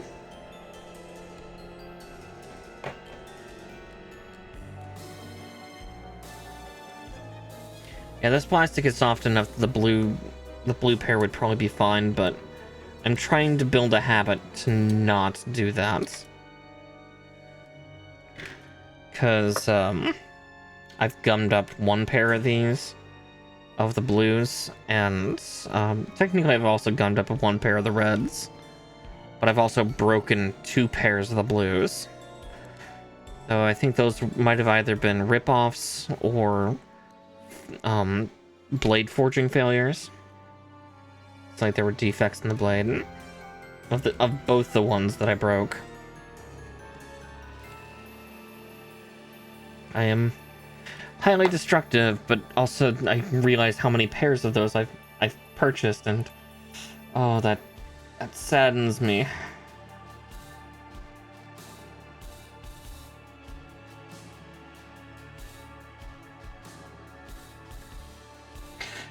Yeah, that's God, what is that? A little short of 280. That's what these ones are, like 45. These ones can be upwards of $65. No, these ones tend to be 50. I think these tend to be 60. So, 100, 240. 340, ouch. Yeah, ow. 340, ouch. Just for snips. Okay, A210.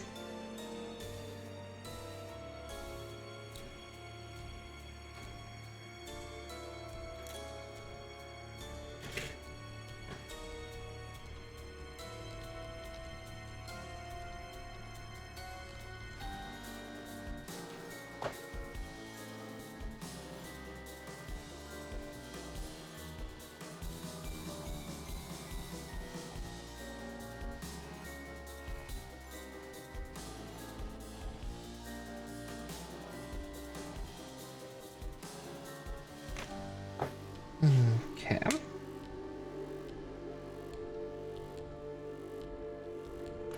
E5 and 7.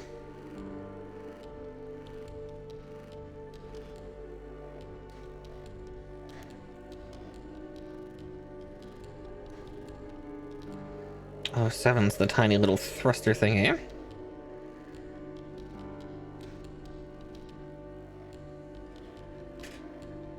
And B5 should be this, right? Yes, B5, 8, and 11. So 5. Shit. Hi, Mallow. I'm so sorry again, sweetie. I'll grab that in just a second. 11 and 8.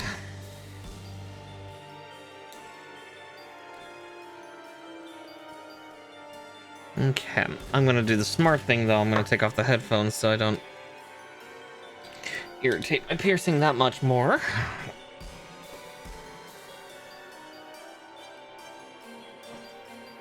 Yep. And Mallow bolts again because mother making movements.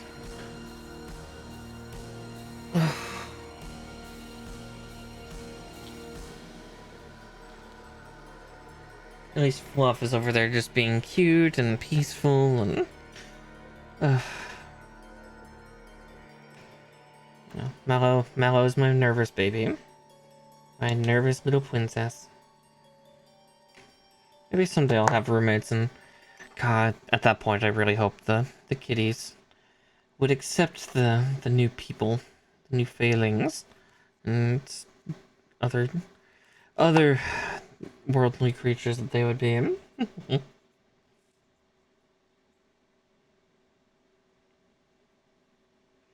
Maybe more cats too, but we'll see about that.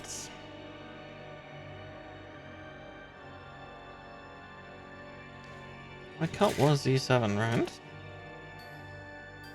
Yes, okay.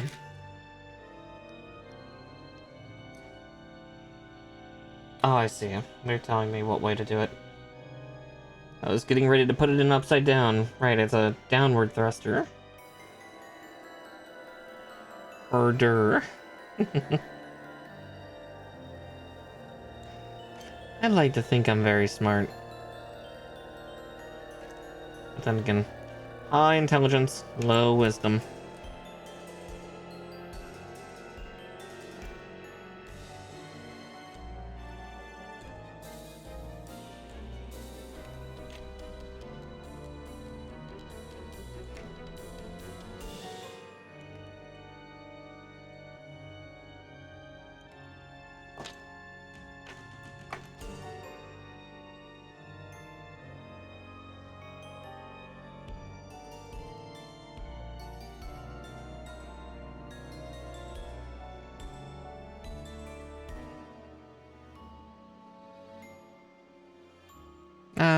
More than fair. I like to think I'm not smart.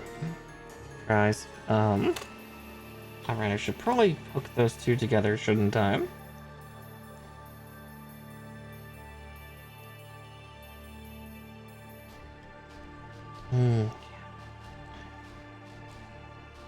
Because then I hook it in like that.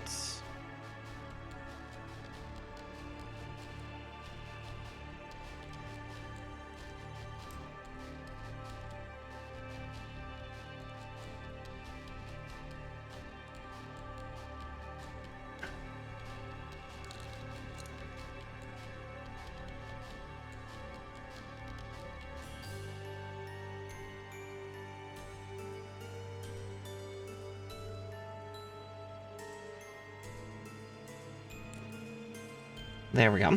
I had to get the insert peg in first before the other pegs in. I think that's the same here. Just a little more complicated because there's also another part in the way. There we go.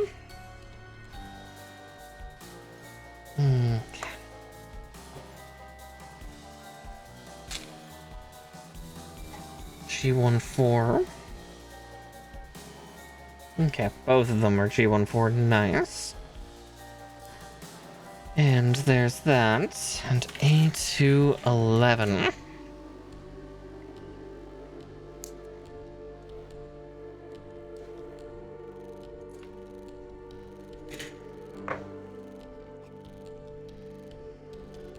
Yeah, we'll trim the Nubblin's off, then I'll put the sticker on.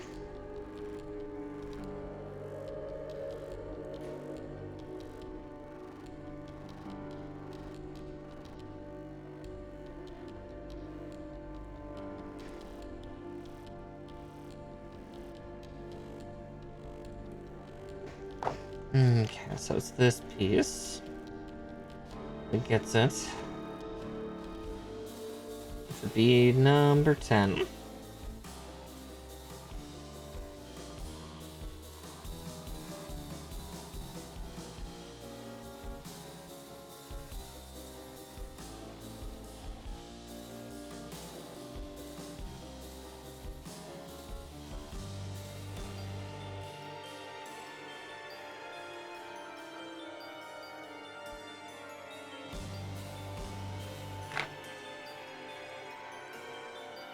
Oh, is there one that was supposed to go on the upper thigh too? Oh no, that's the kneecap one that I'm literally holding.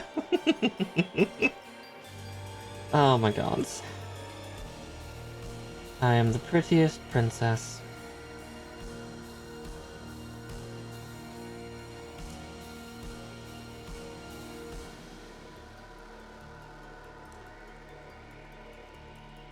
Like, oh, there appears to be one high up on the leg. It's like, yeah, that kneecap's pretty high up on the leg, Mara. Okay. A27 and Bravo 5.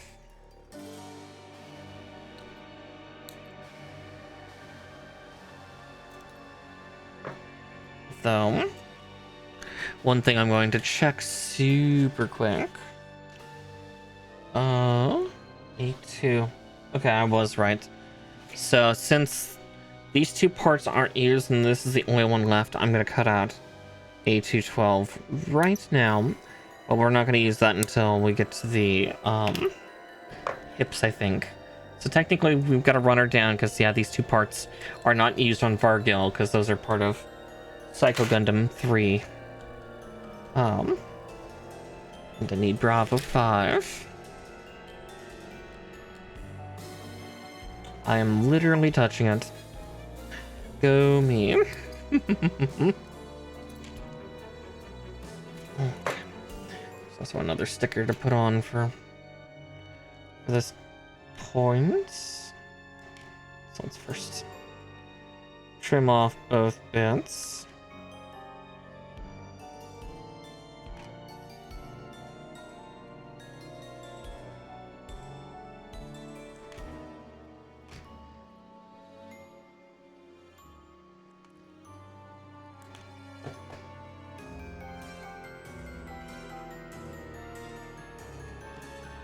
Looks like it's a chevron. 12 it says. Are there two of them there?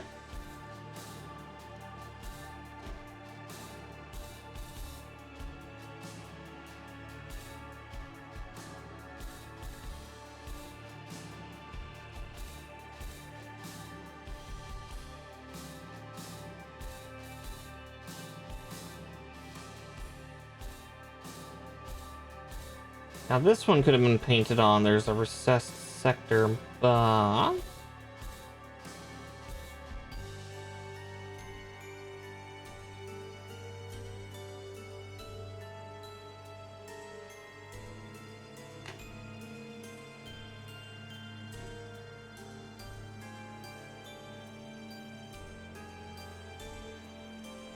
maybe sometime I'll tear this sticker off and do that of painting that one on.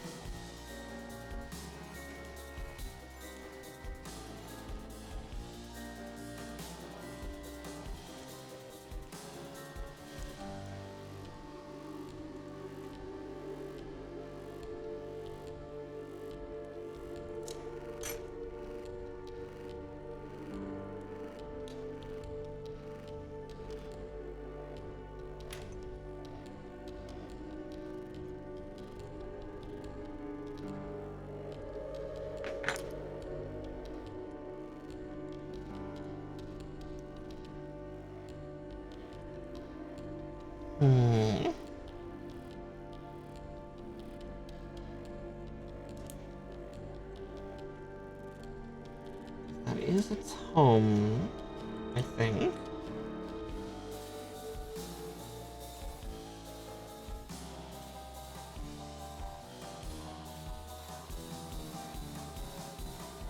I just had to figure out exactly how.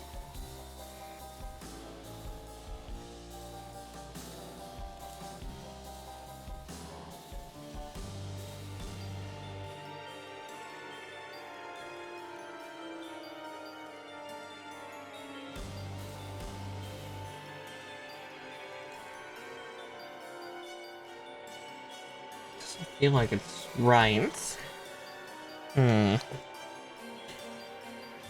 Arguing with plastic.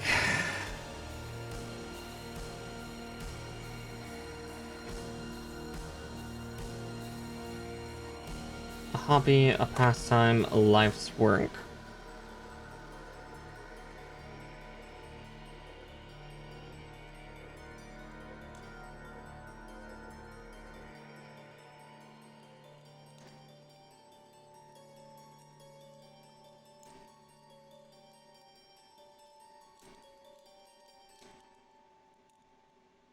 Something's flexing.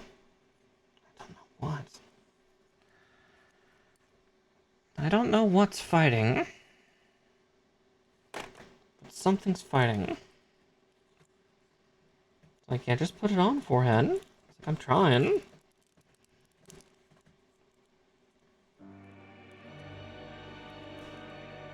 Is that why? That was why, I think. He was trying to slide over that plate when it's supposed to slide under it. There we go. Whew. Alright, now we just have the back of the leg to do. E9, which we had cut out before on accident. G1.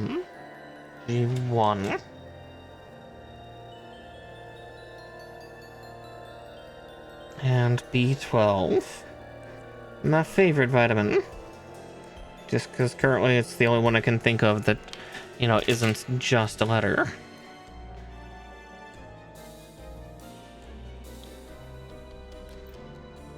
That, and I think that's niacin.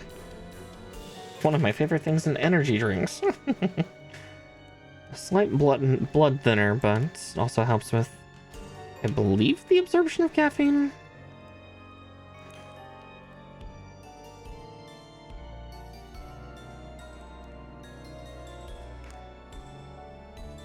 Yeah, Neum juice. Yeah, basically. Alright, then we have one more sticker to put on here, too.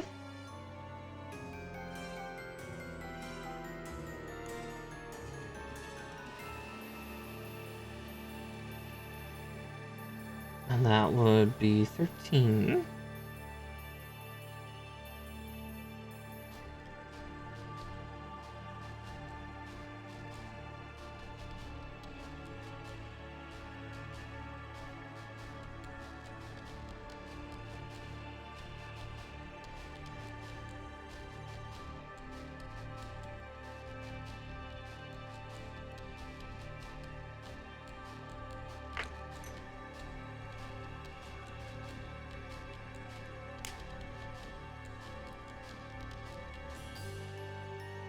That's what they said for me to do it.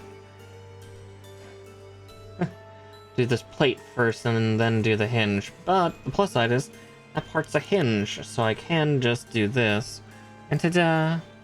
It's like I didn't fuck up. But yeah, there's the legs again.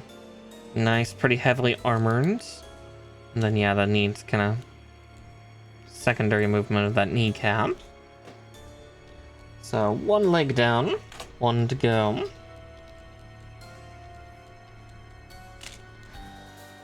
Okay. So yeah, there's not a lot left on there. What, just 4 parts? Yeah, looks like for parts the waist and backpack. Alright, D9, 8, and E14. Right, there was a piece I needed from here. I grabbed the other E sheet because I'm like, I know there's other another piece from the E sheet that I need, but...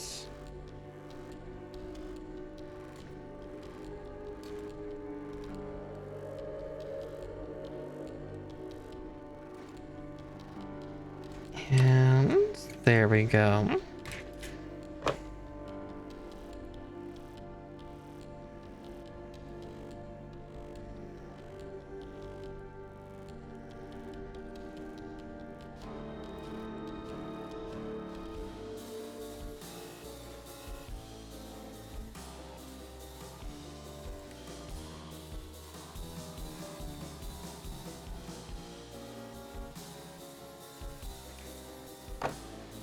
Okay.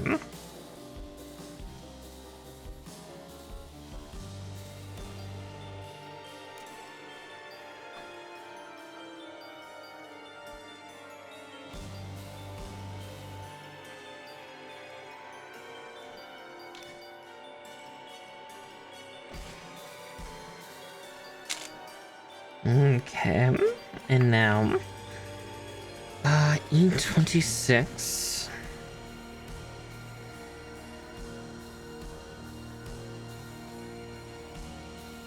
Just hands scrambling about, being like, oh god, what do I grab? What do I touch? What do I grab? What do I touch?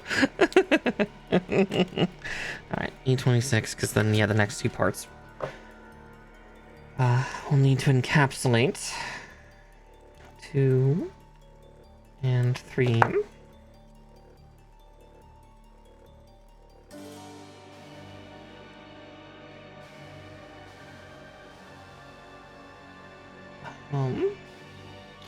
If I can remember which ones go where. Yep, there we go. Dirty. I am a very pretty princess. Alright, and then 13 and 25.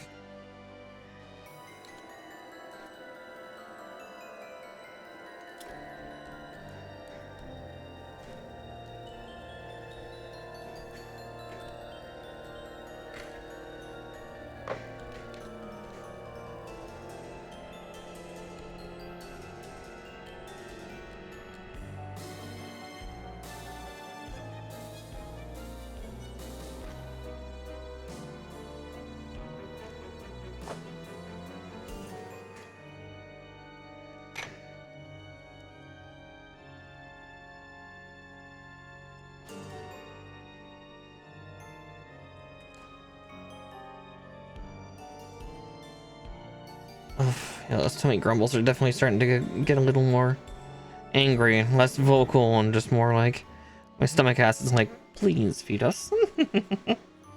We need sustenance. Maybe. Oh, I was about to be like, maybe I can make myself grilled cheeses and tomato soup. It's like, no, I don't have bread. That's tomorrow. I get bread tomorrow. Gods, I wish. I mean, what?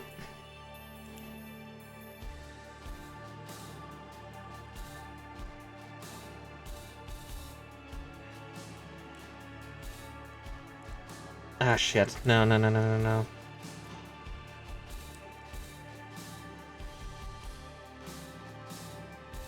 Let's see. That didn't go on right. I could interconnect it, yes, but it's also not in its home on that other plate. Now it is.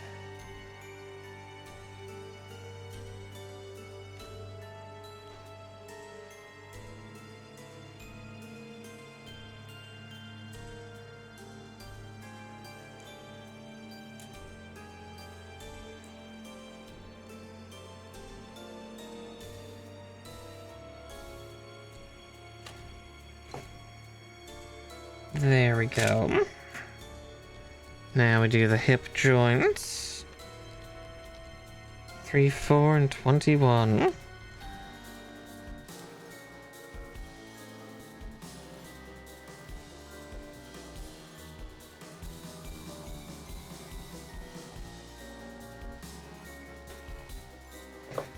Just 2 E parts remain.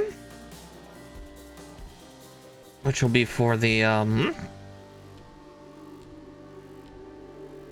one leg plate.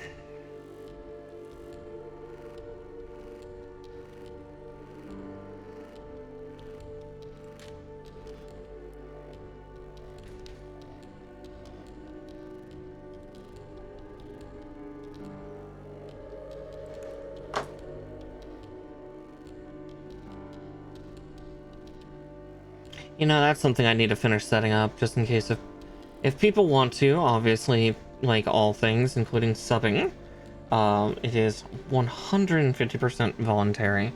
I need to set up treat streams sometime. I have all my treats set up, or as many as I was willing to do. But I need to hook it up. Treat, no treat. Treat, no treat.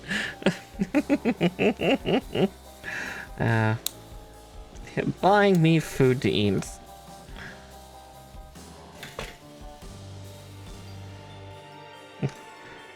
Lucky for you, you'll only buy about... Oh, jeez. I think the cap that Treat Stream allows is like $30 US. You know, after delivery fees and everything as well.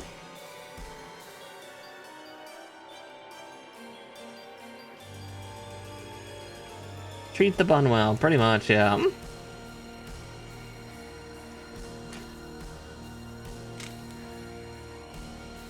Alright, there's that. Now we cut out those last 2 E parts I need for this part of the kit, at least. Yeah, this leg's going faster, but that's just because we've done this before. And now we're just mirroring it. So those are all B parts. Yeah, 7... 7, 9, and 10.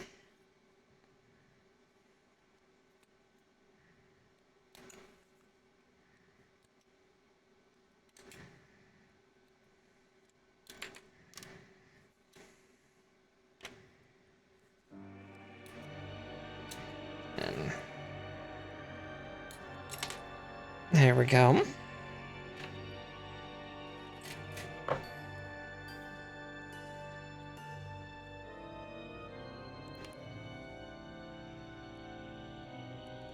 Let's say the stickers are not yet until the knee and the back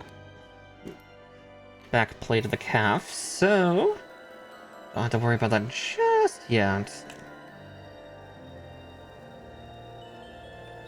Alright, once I trim the small part out, I'll save the other 2 plates trimmings until this little guy's in at least, because he is small. Small. Small things need to go in their home. 'Cause otherwise I'll lose them, and then I'll be sad.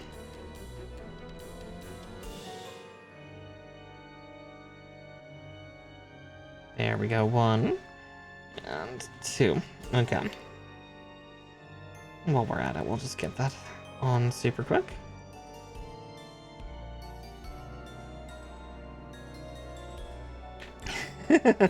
Via small, yeah. Yeah, she's not that short, as much as we tease her. And she's only a couple inches shorter than I am. As much as I would love to be super tall lady, I am merely 5'8". But lore-wise, I get to be big because it's my lord, damn it. I get to be the ideal height for me. Just fucking 6'4". Not counting the ears.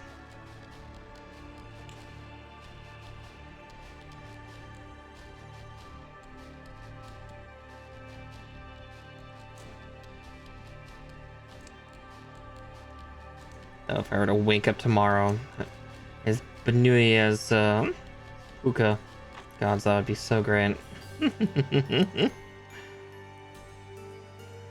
Beak bun lady.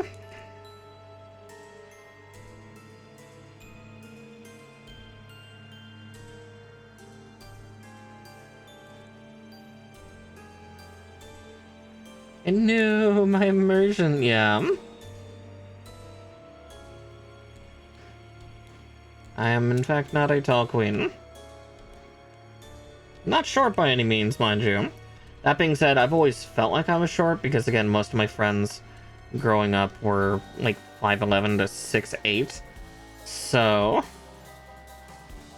I always felt like the short kid, despite 5'8 being a perfectly natural height. Just above the women's average.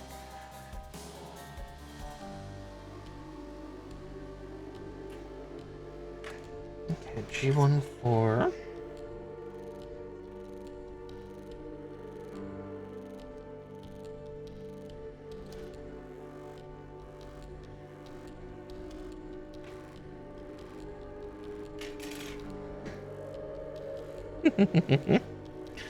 I'm glad you do.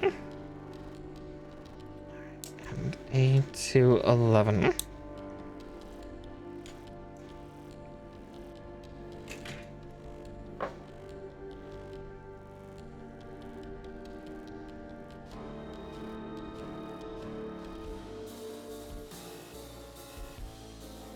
I gotta put a sticker on this guy.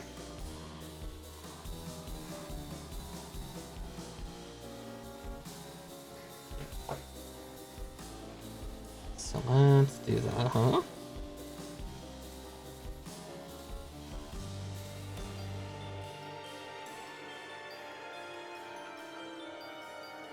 One of the bigger stickers here, but yeah, again, the only reason why we're using these ones is because they're a pattern, and I know for a fact I cannot freehand that to save my soul.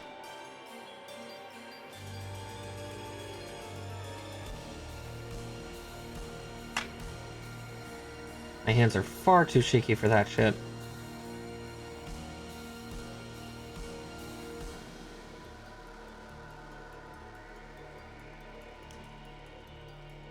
Especially when I don't eat and just drink energy drinks.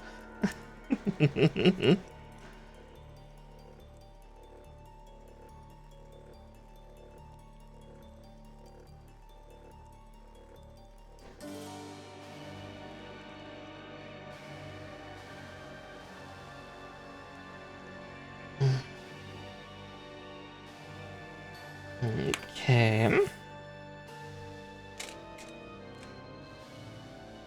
A27.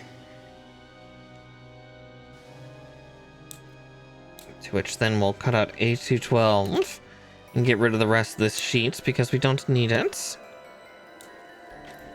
So technically another runner down.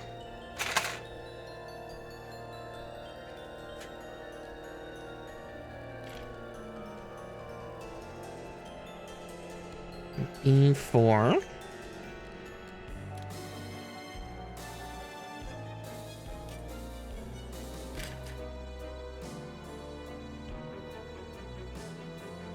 Or did I cut out B13? I cut out B13, which is which is used for the next step.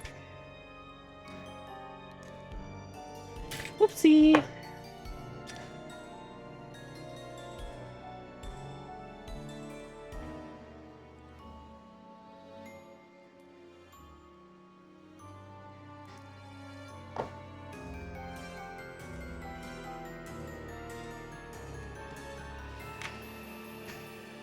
Okay.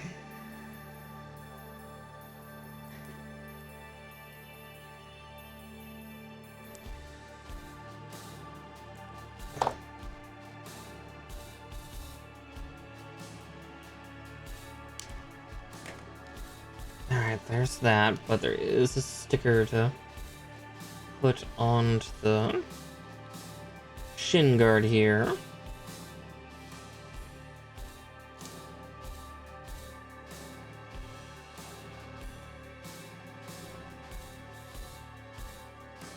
There we go.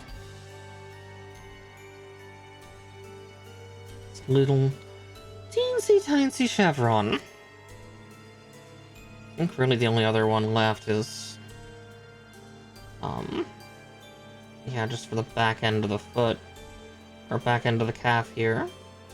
And I can dispose of, actually, the sticker sheets. And any other remaining ones, like for the gun, I have a pen for.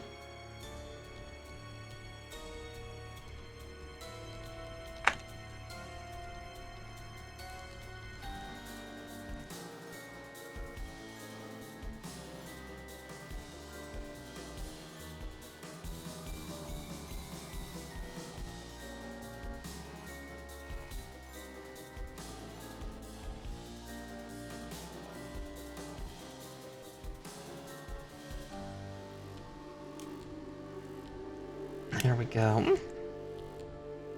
Cool. Now I've already cut out B13, so now I just need G1, 1 here.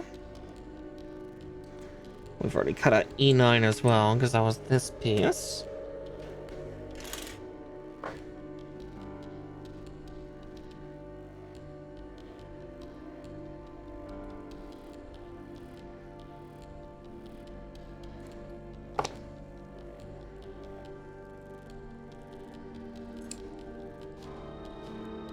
Oof, yeah, my hands are definitely starting to, like, tremble a little bit tonight.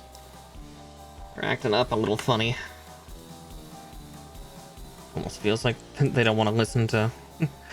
they don't want to listen to the brain cell.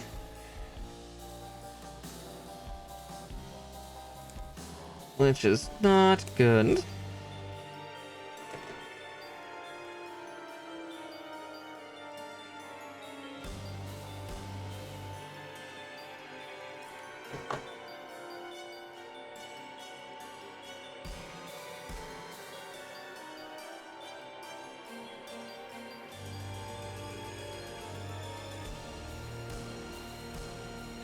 There is one more sticker to put down.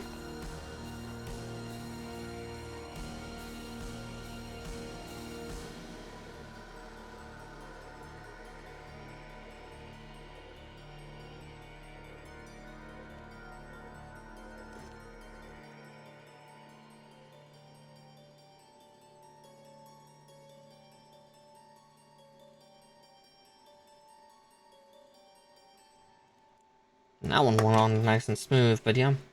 Technically all that's left is 2 more red dots, but that's for my my paint pen to do.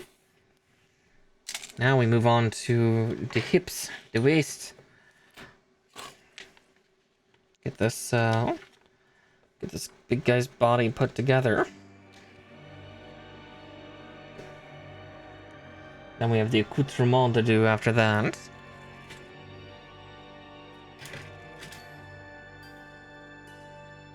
Okay. 22, 23, and 3.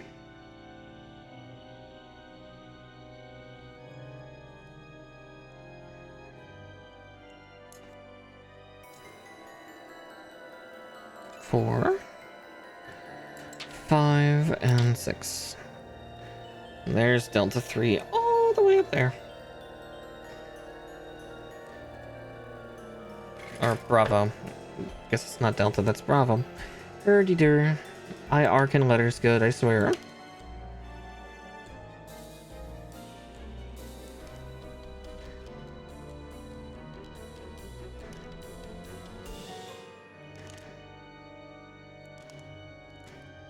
Yeah, our little swing hips. Which allows for a huge range of hip movement, which is really good to have.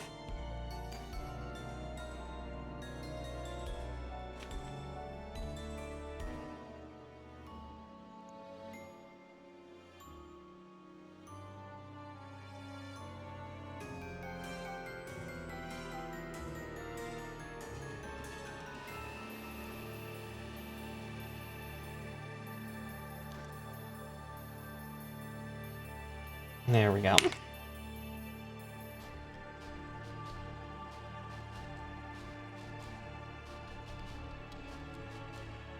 And then Delta 3.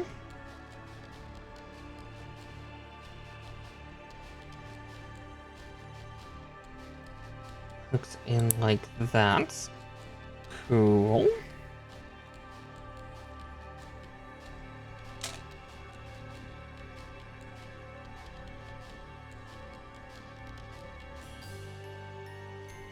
B3 gets bifurcated, but we're also going to grab the other parts while we're here because we're going to need it. So there's that. And I need B2 as well.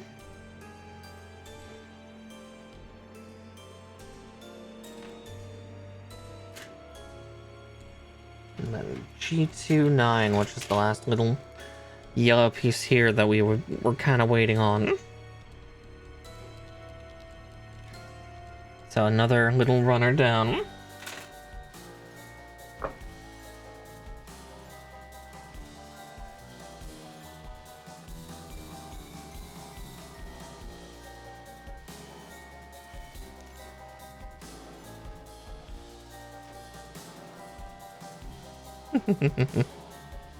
Yeah, we're getting this guy put together pretty well, pretty quickly. I think the main body will pretty much be done in probably the next 10 minutes or so.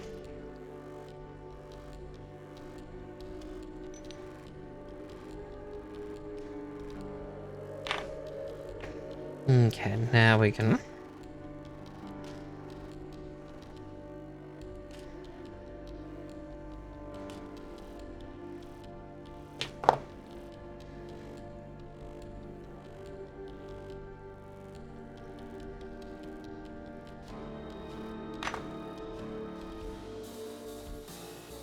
It says to bisect those. Because then we hook them in individually here. Right. Gotta trim up the other ball. Alright.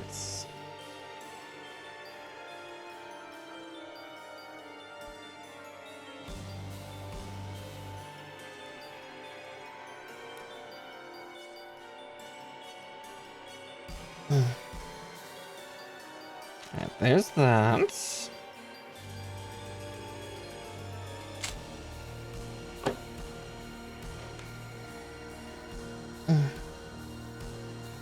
D24 and B1.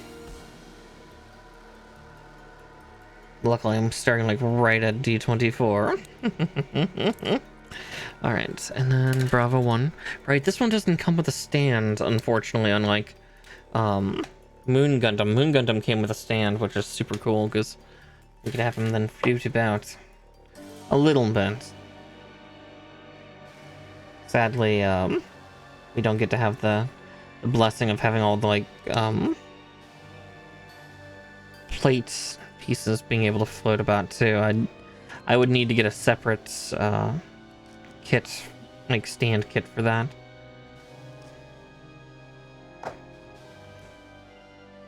What happens when you nat 24? Well, funny you say that. I do actually have a 24-sided die downstairs. I have a little satchel of, like, weirdly numbered die, and one of them is 24. Another's 32.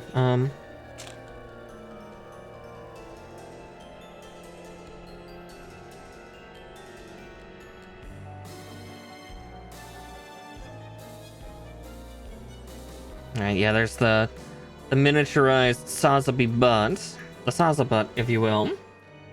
Alright, so we have the A22012s here. So we just need the E11s. Which, yeah, I thought was going to be that part. A D42 for very important questions. Yeah, that's one I strangely don't have. Because, yeah, that one's a little hard to do. Even math. Though, like, I have a D5 and a D7 in there, and they're not perfectly even either. Let's see.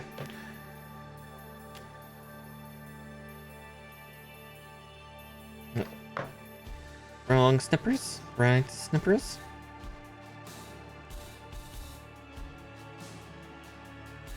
Yeah, I have a D3 as well. It's like a tumbler style. Or like a, yeah, almost cylindrical in a sense. Like, yeah, there's like a D3, a D5, a D7. God, I'd actually have to go downstairs and look at them all again. I know the biggest one I have there is a D100. Like a proper 100-sided die with little weight granules in it.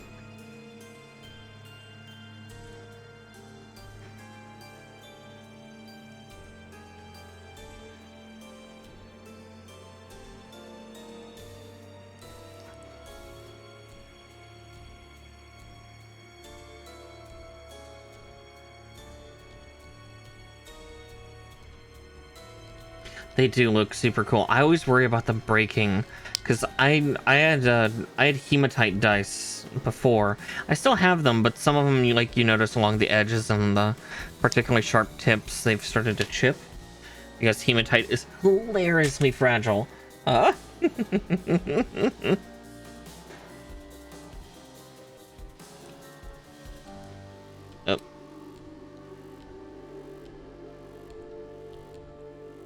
It's like, oh, those are nice thick hip rods. That'll be great. And apparently then the thigh rod is not nearly as in depth as I would like it by comparison. There we go.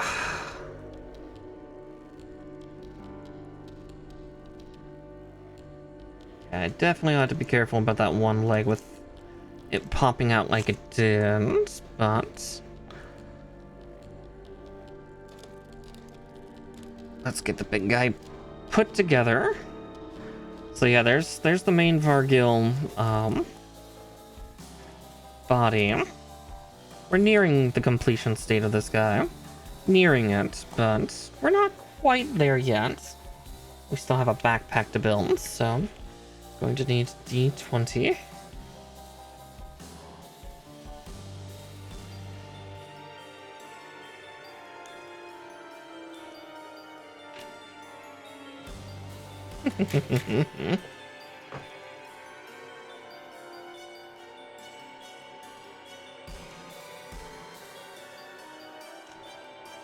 Yeah, I have a few like true metal dice, which are fun, but yeah, you definitely need a mat for it.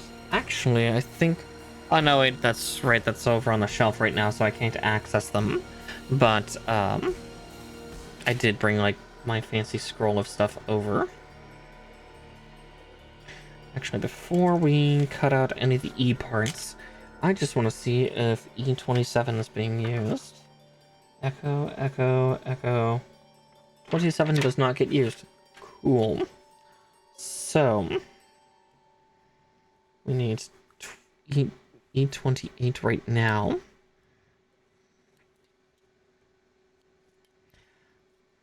There's 28.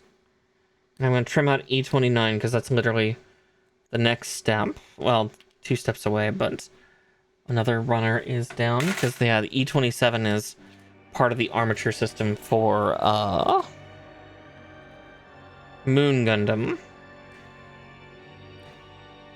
For its psychoplate array. But that's not needed here, because this doesn't have a psychoplate array, so another runner down.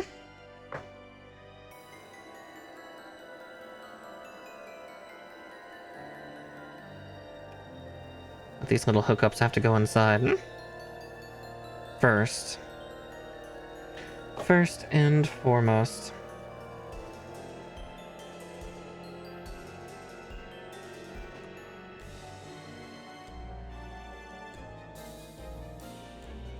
Like that.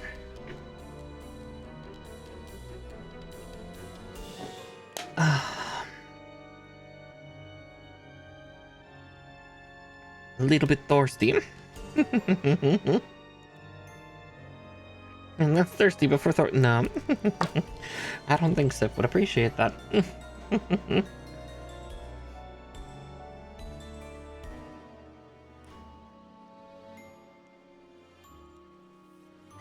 Alright, now D19.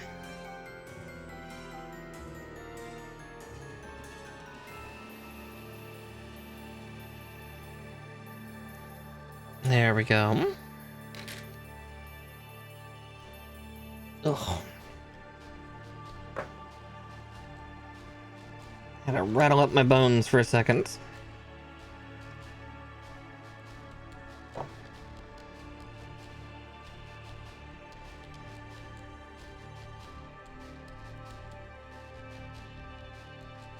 Alright, there's that. And now we use those 2 little pieces we trimmed out just a moment before.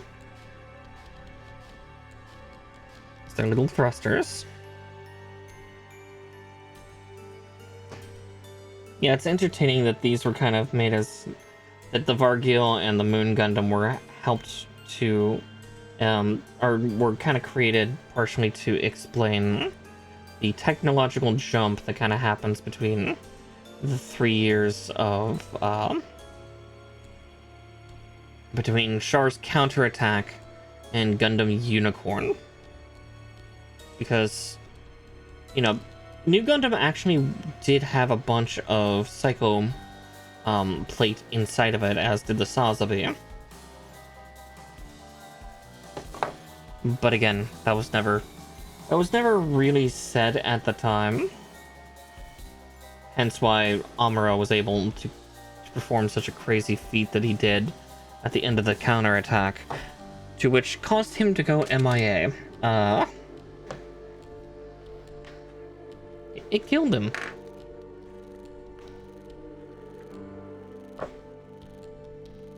Okay, just checking here. So, Bravo uses all its parts. Yum. Because that's the additional hand plates. Charlie uses all but one part, which is 5. Okay, yeah, that makes sense. Right, 5 and 1. Okay, if it's 5 and 1. 8, 8, 8. Oh no, it's 5, 1, and 8. Okay, never mind.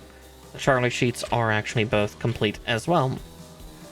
These are, oh yeah, because yeah, that's the toe point, that's the sole, and that's the back of the heel.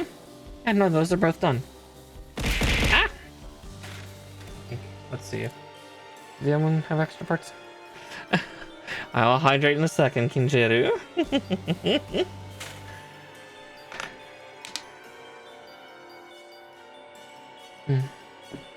Okay. Yeah, I said Bravo uses both those parts. This is Delta. The only part Delta sheet doesn't use is this armature, because that helps hold up the, again, the Psycho plates, which this doesn't have. Oh, and those two pieces, it does use 25. Yeah, because that's the peg for if you had to stand. And then yeah, that's the interior thrusters, but ours is yellow. Okay. Just seeing what parts I need and what parts I don't. And then these are indigo. And everything but that one faceplate on one of them gets used. Cool, cool, and cool. And Golf 1 uses everything. Cool. Neato! Alright, we have everything we need for what remains. Though, I think with as few sheets as we have left, I'm going to actually pull them out of here so I can go like this and just hit. Oh, there we go.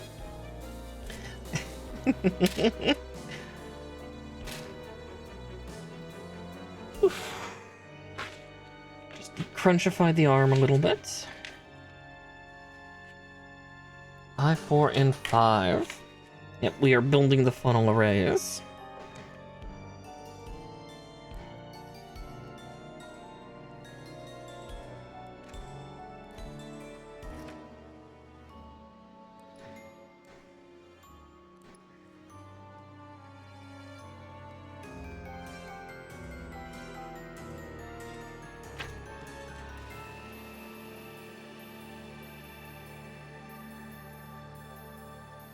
Three,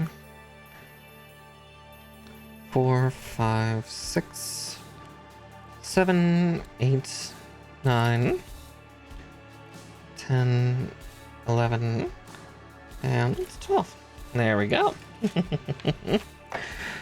The great repetition begins. The snip and assemble.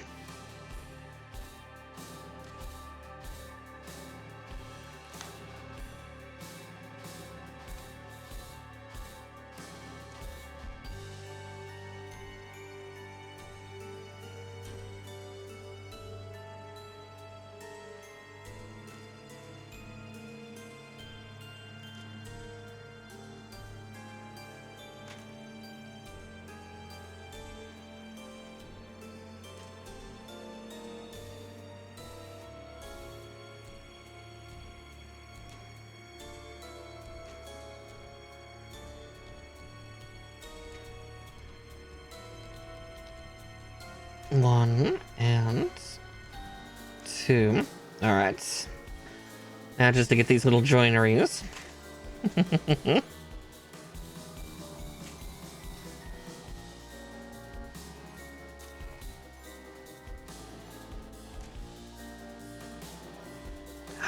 6 done. Now for the remaining 6.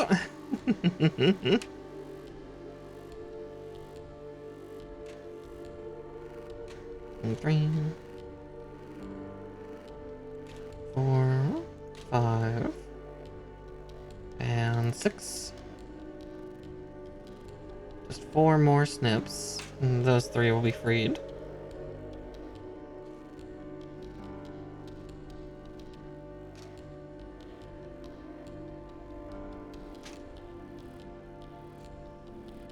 And there we go. 10 more to go. 2, 3, 4, 5, and 6.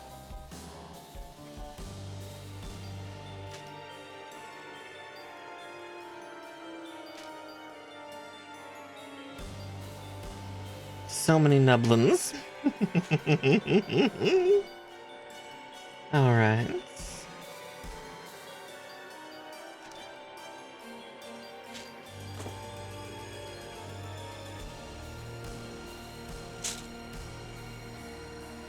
Alright, now we can go on to assembly.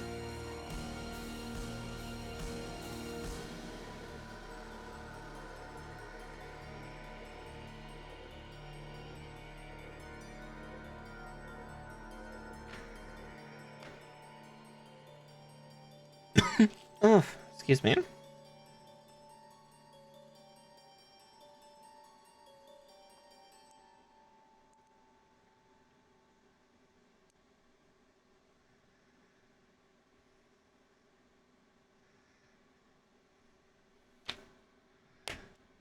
Two.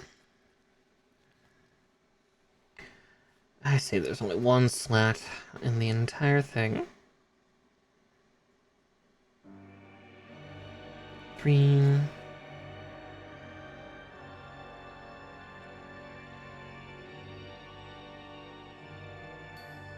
4.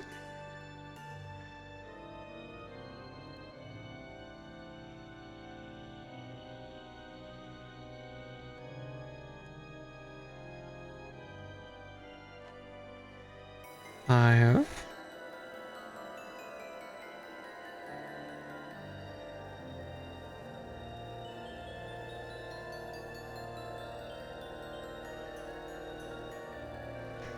And 6. There we go.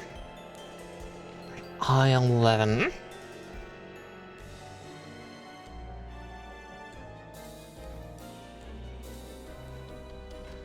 See, we're building 2 of these arrays.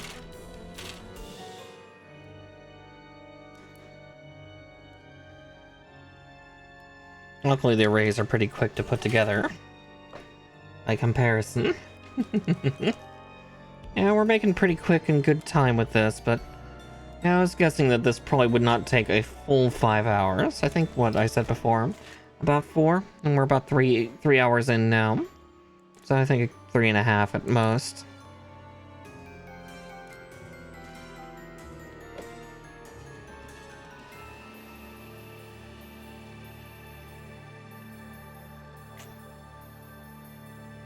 Yeah, Varguil's wonderful, isn't it? Such a cool design, it really is, and beautiful colors too. Like, that purple just is so pretty. We do not see it enough in Gundams and mobile suits in general. Wish we did, because it's so good. Yeah, Mono Eye is also cool, yeah.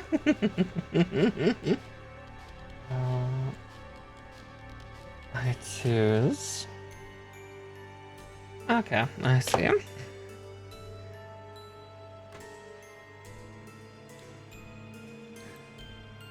As I say, I have a deep love for most of Char's units, especially the SAZABI and Nightingale.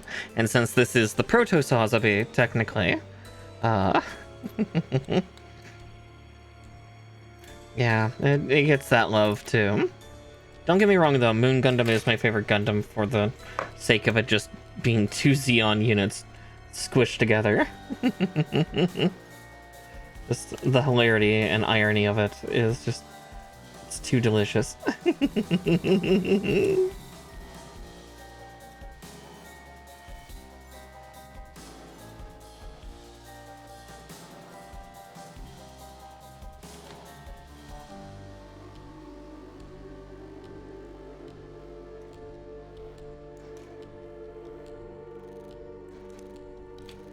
And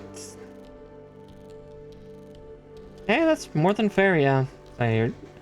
Yeah, lots of mono-eyes. Lots of mono-eyed units in general, but yeah. I definitely get it with these little ones. Let's see, so it says to do like that.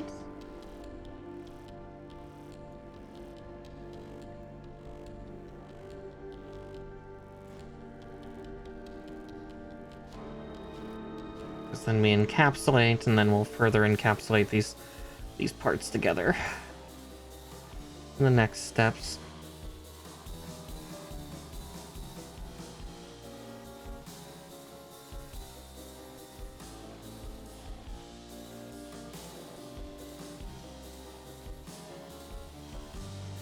And unfortunately, we won't have the funnels flying for this thing.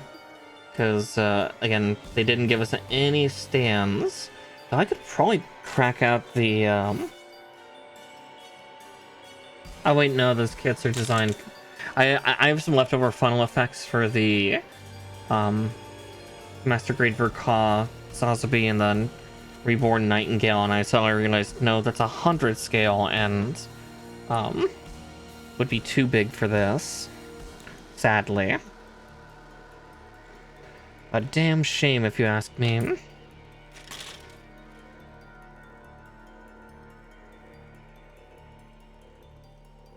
I mean, the funnels themselves are, they look like cones, but again, most of the funnels are kind of cone-shaped.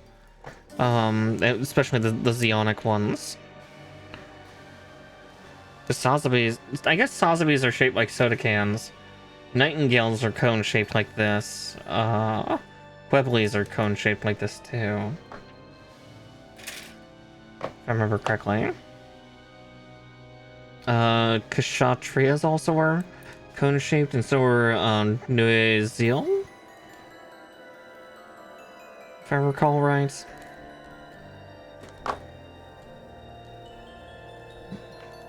Snipped a little tight there.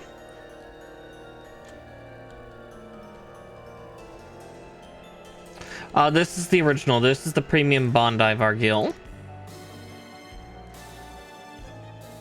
This is the fancy monocolor purple box. Yeah. I tend to be on top of the pre-orders on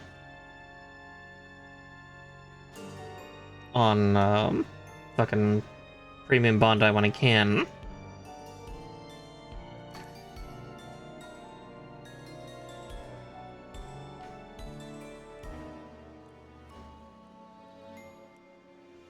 Exactly, this is a very rare kit, yeah. I got very lucky with this.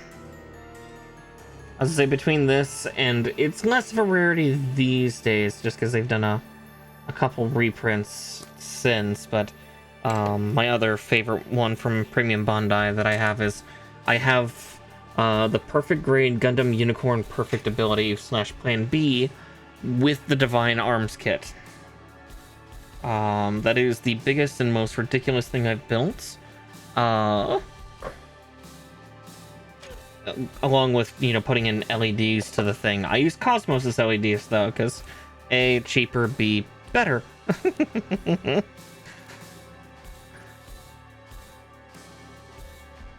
But yeah. I have quite a few premiums. I'm waiting on them to come out with frickin' Bolt Gundam. for the Royal Flush gang. Like, that's literally the only member of the main gang that we're missing. They are dragging their feet.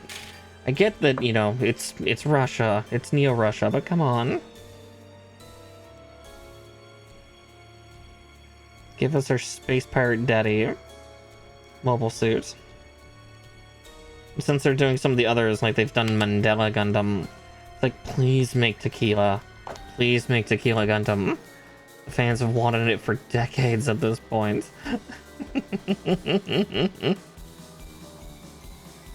Even if it's a premium Bandai exclusive, I don't care. Just do it. Cowards.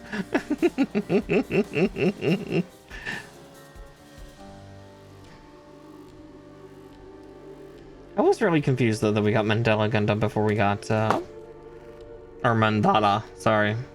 Mandala Gundam before we got Bolts. Because like that's not even part of the Royal Flush group. Oh. There went Marshy. Okay, and the fuel cells. Alright. Oh, yeah, we're gonna use a G1 now. The final piece. And with that, the G1 runner is done.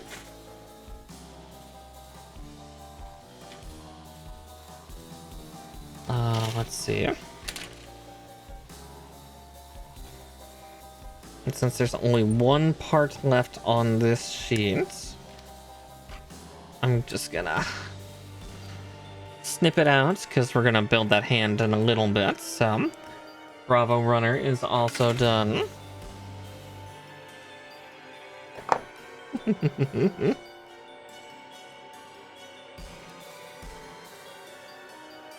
Oh, shit, I forgot about the advert. I'm so sorry.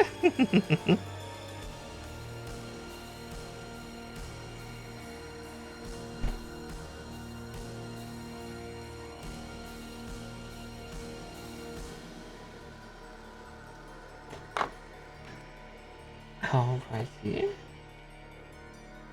Yeah, it's cool. Beam Tomahawk Saber. Mono Edge, though, which is, again, also a really cool aesthetic choice, but definitely different to, like SAZABI and Nightingale.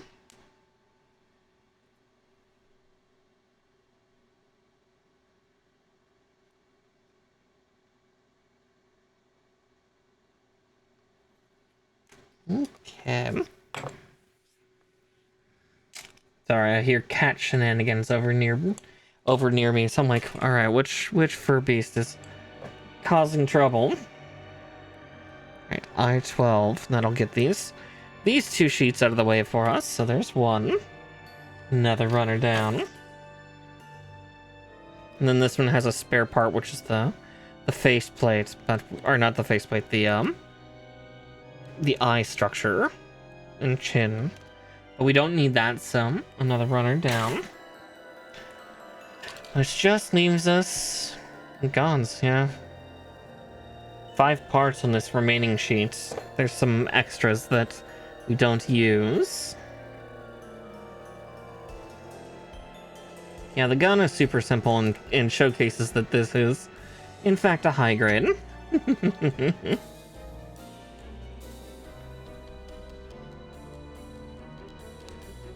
One. And...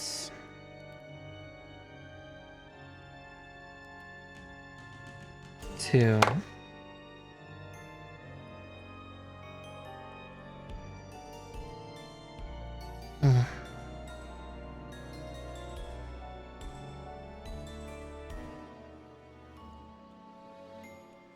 Then yeah, we just pop that on. Oh. It'd help if I put it on the right direction. Like so.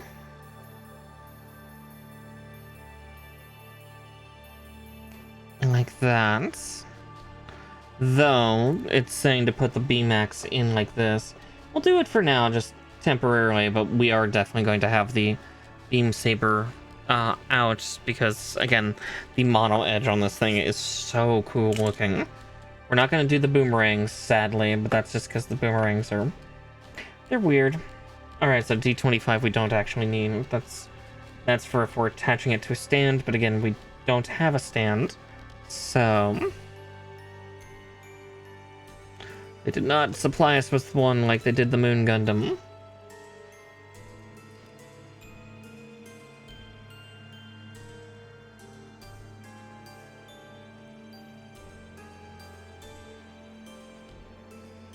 Yeah. Here's the little guy all put together. But we still have one last bit of assembly to do, which is hilariously easy. So we'll get that done. So we can at least get the sheets out of the way, and then we can swap the hands around accordingly. Because yeah, the beam rifle literally is just these two parts, right? Yeah, no, it's literally just those two halves. Yep, that checks out. Alright, Mallow, you've got to chill out, honey. One of my cats is just, she's running back and forth behind the monitor.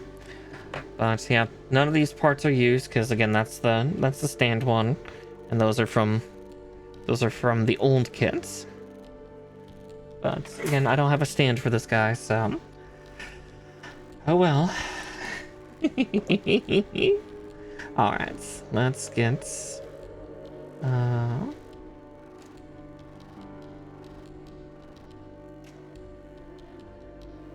these parts trimmed out.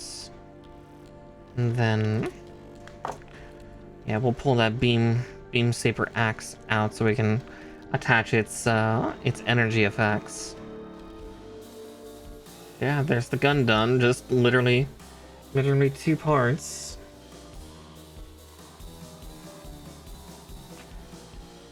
Alright.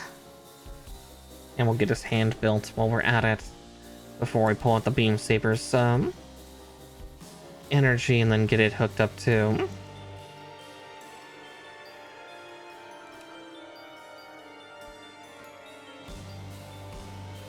Don't snip off the trigger finger, Mara.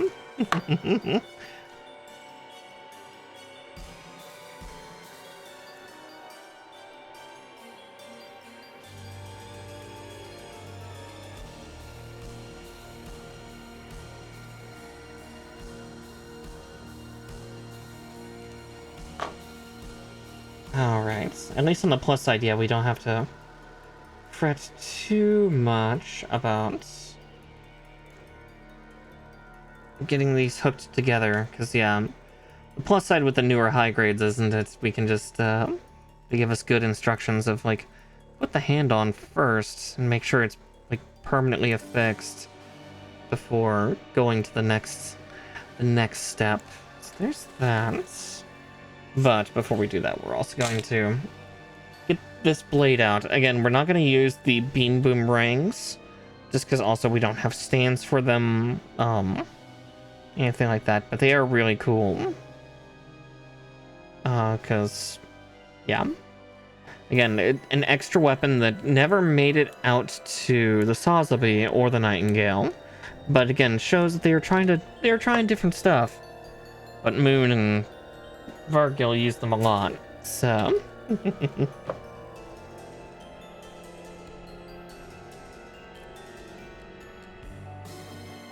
2 and 3 and 4. All right, give me that, and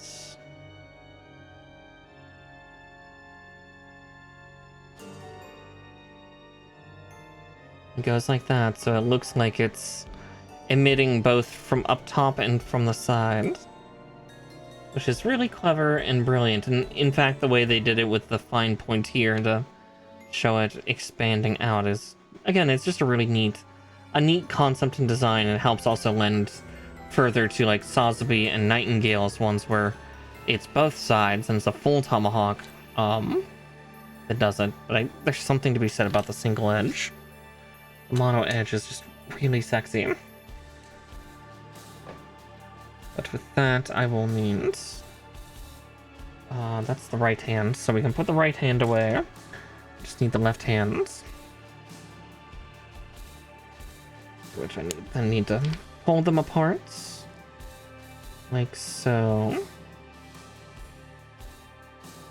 Oh, I see, yeah, because it's actually wider than the hand grip is. Interesting, that actually keeps it from coming out, which is both good and a shame in a way. Oof. Right, my piercings. I gotta be careful about adjusting my headset for my piercings. Or headphones, I guess I should say. Oh. Boomerang came out.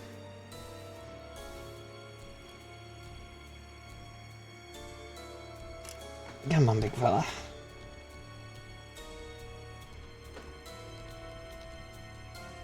There's that.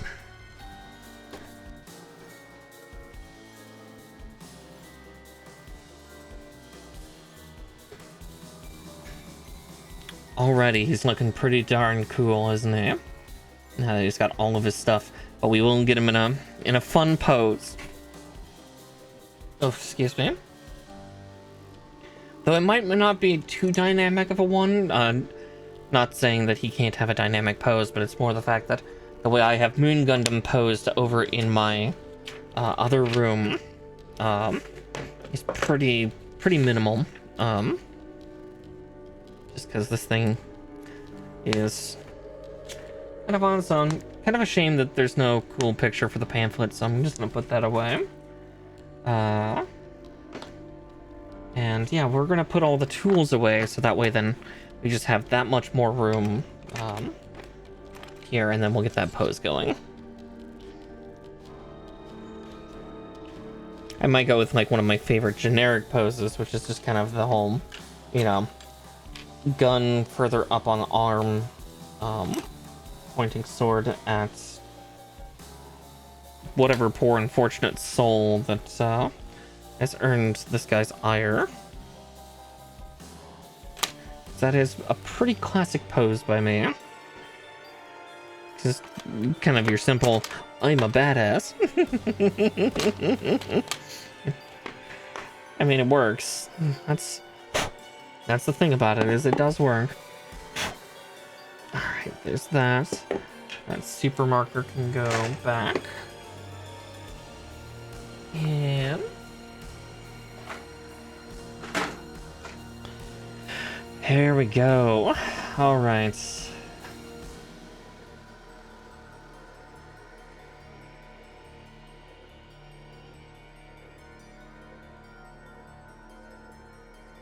Actually, oop, right. If I adjust that part of the forearm, that's always going to pop out.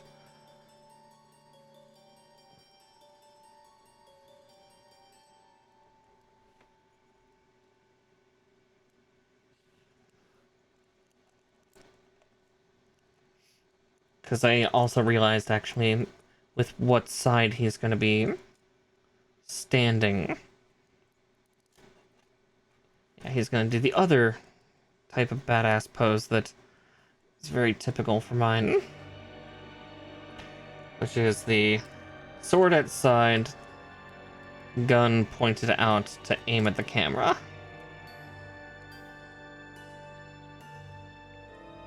Now I'm gonna have to readjust the legs because that arm was hilariously stiff to follow.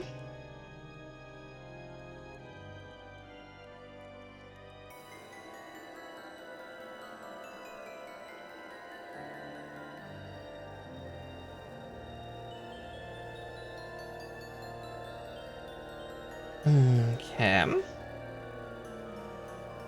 And don't worry, I'll showcase it to everyone here as well while we're at it. I just need to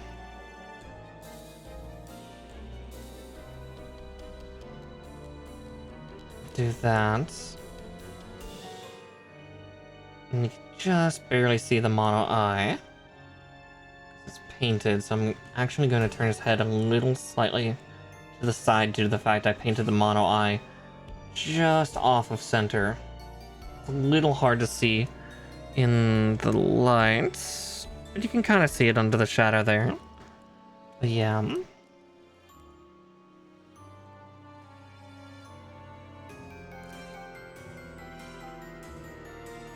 Alright, yeah, that's the one thing that these ankles can't do.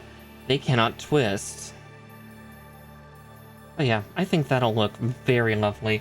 But before we raid out, I'm gonna go grab my camera, or my phone, because I did forget to grab it for photos for this thing. So, give me 2 seconds. Let me carefully take these off so I don't irritate my industrial anymore. I will be back in just a second.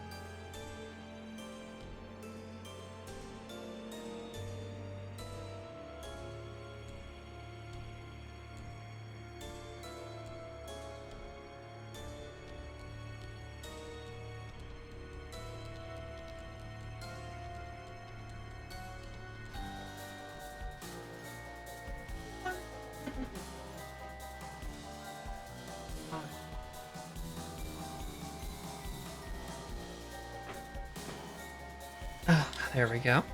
Let me just... Oh, thank you, thank you. Mischief, I mean, that was only, what? 3 hours, roughly? A little more, a little over. 3.5, 3:15. But yeah, let me get this. Ooh, it's on selfie mode. Gross. I don't have any makeup or anything on right now, so... Let's see, I gotta make sure that it looks like we're being aimed at.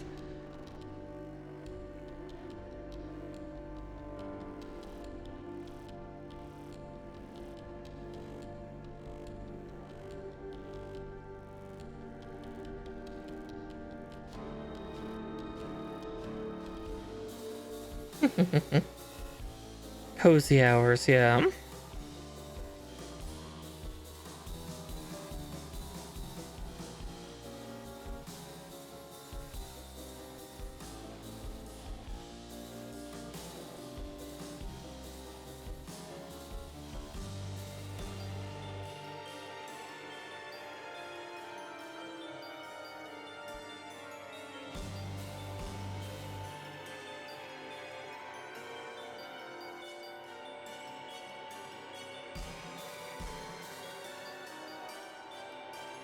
There we go. It's just micro adjustments with the gun. I might also do one with the flash, just to see.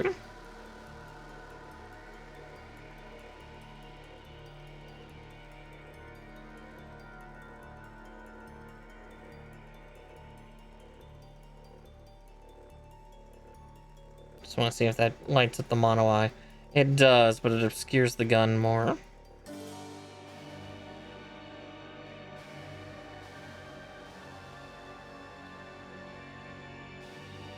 Okay, there we go. I think that's a good picture for it. You'll see it in a little bit. But let's see who we can raid out to, huh? I'm just gonna close that. Because as much as I would love to do another kit or start another kit, I know better and I should rest.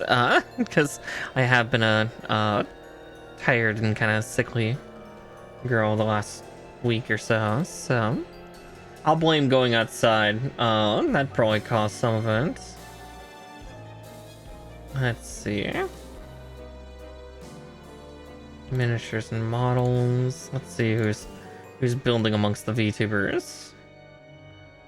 Let's see. Not sure what Crafter really is doing. I recently raided Oriclon. I think we'll go with somebody else. Let's see. Following. Let's see, we raided Atlas the other night. Hmm.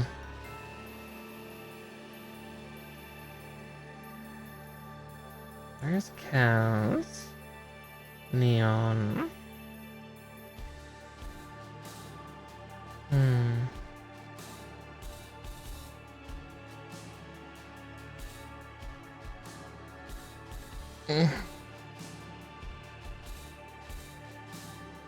You know, we'll go raid Jade Harpy. She's doing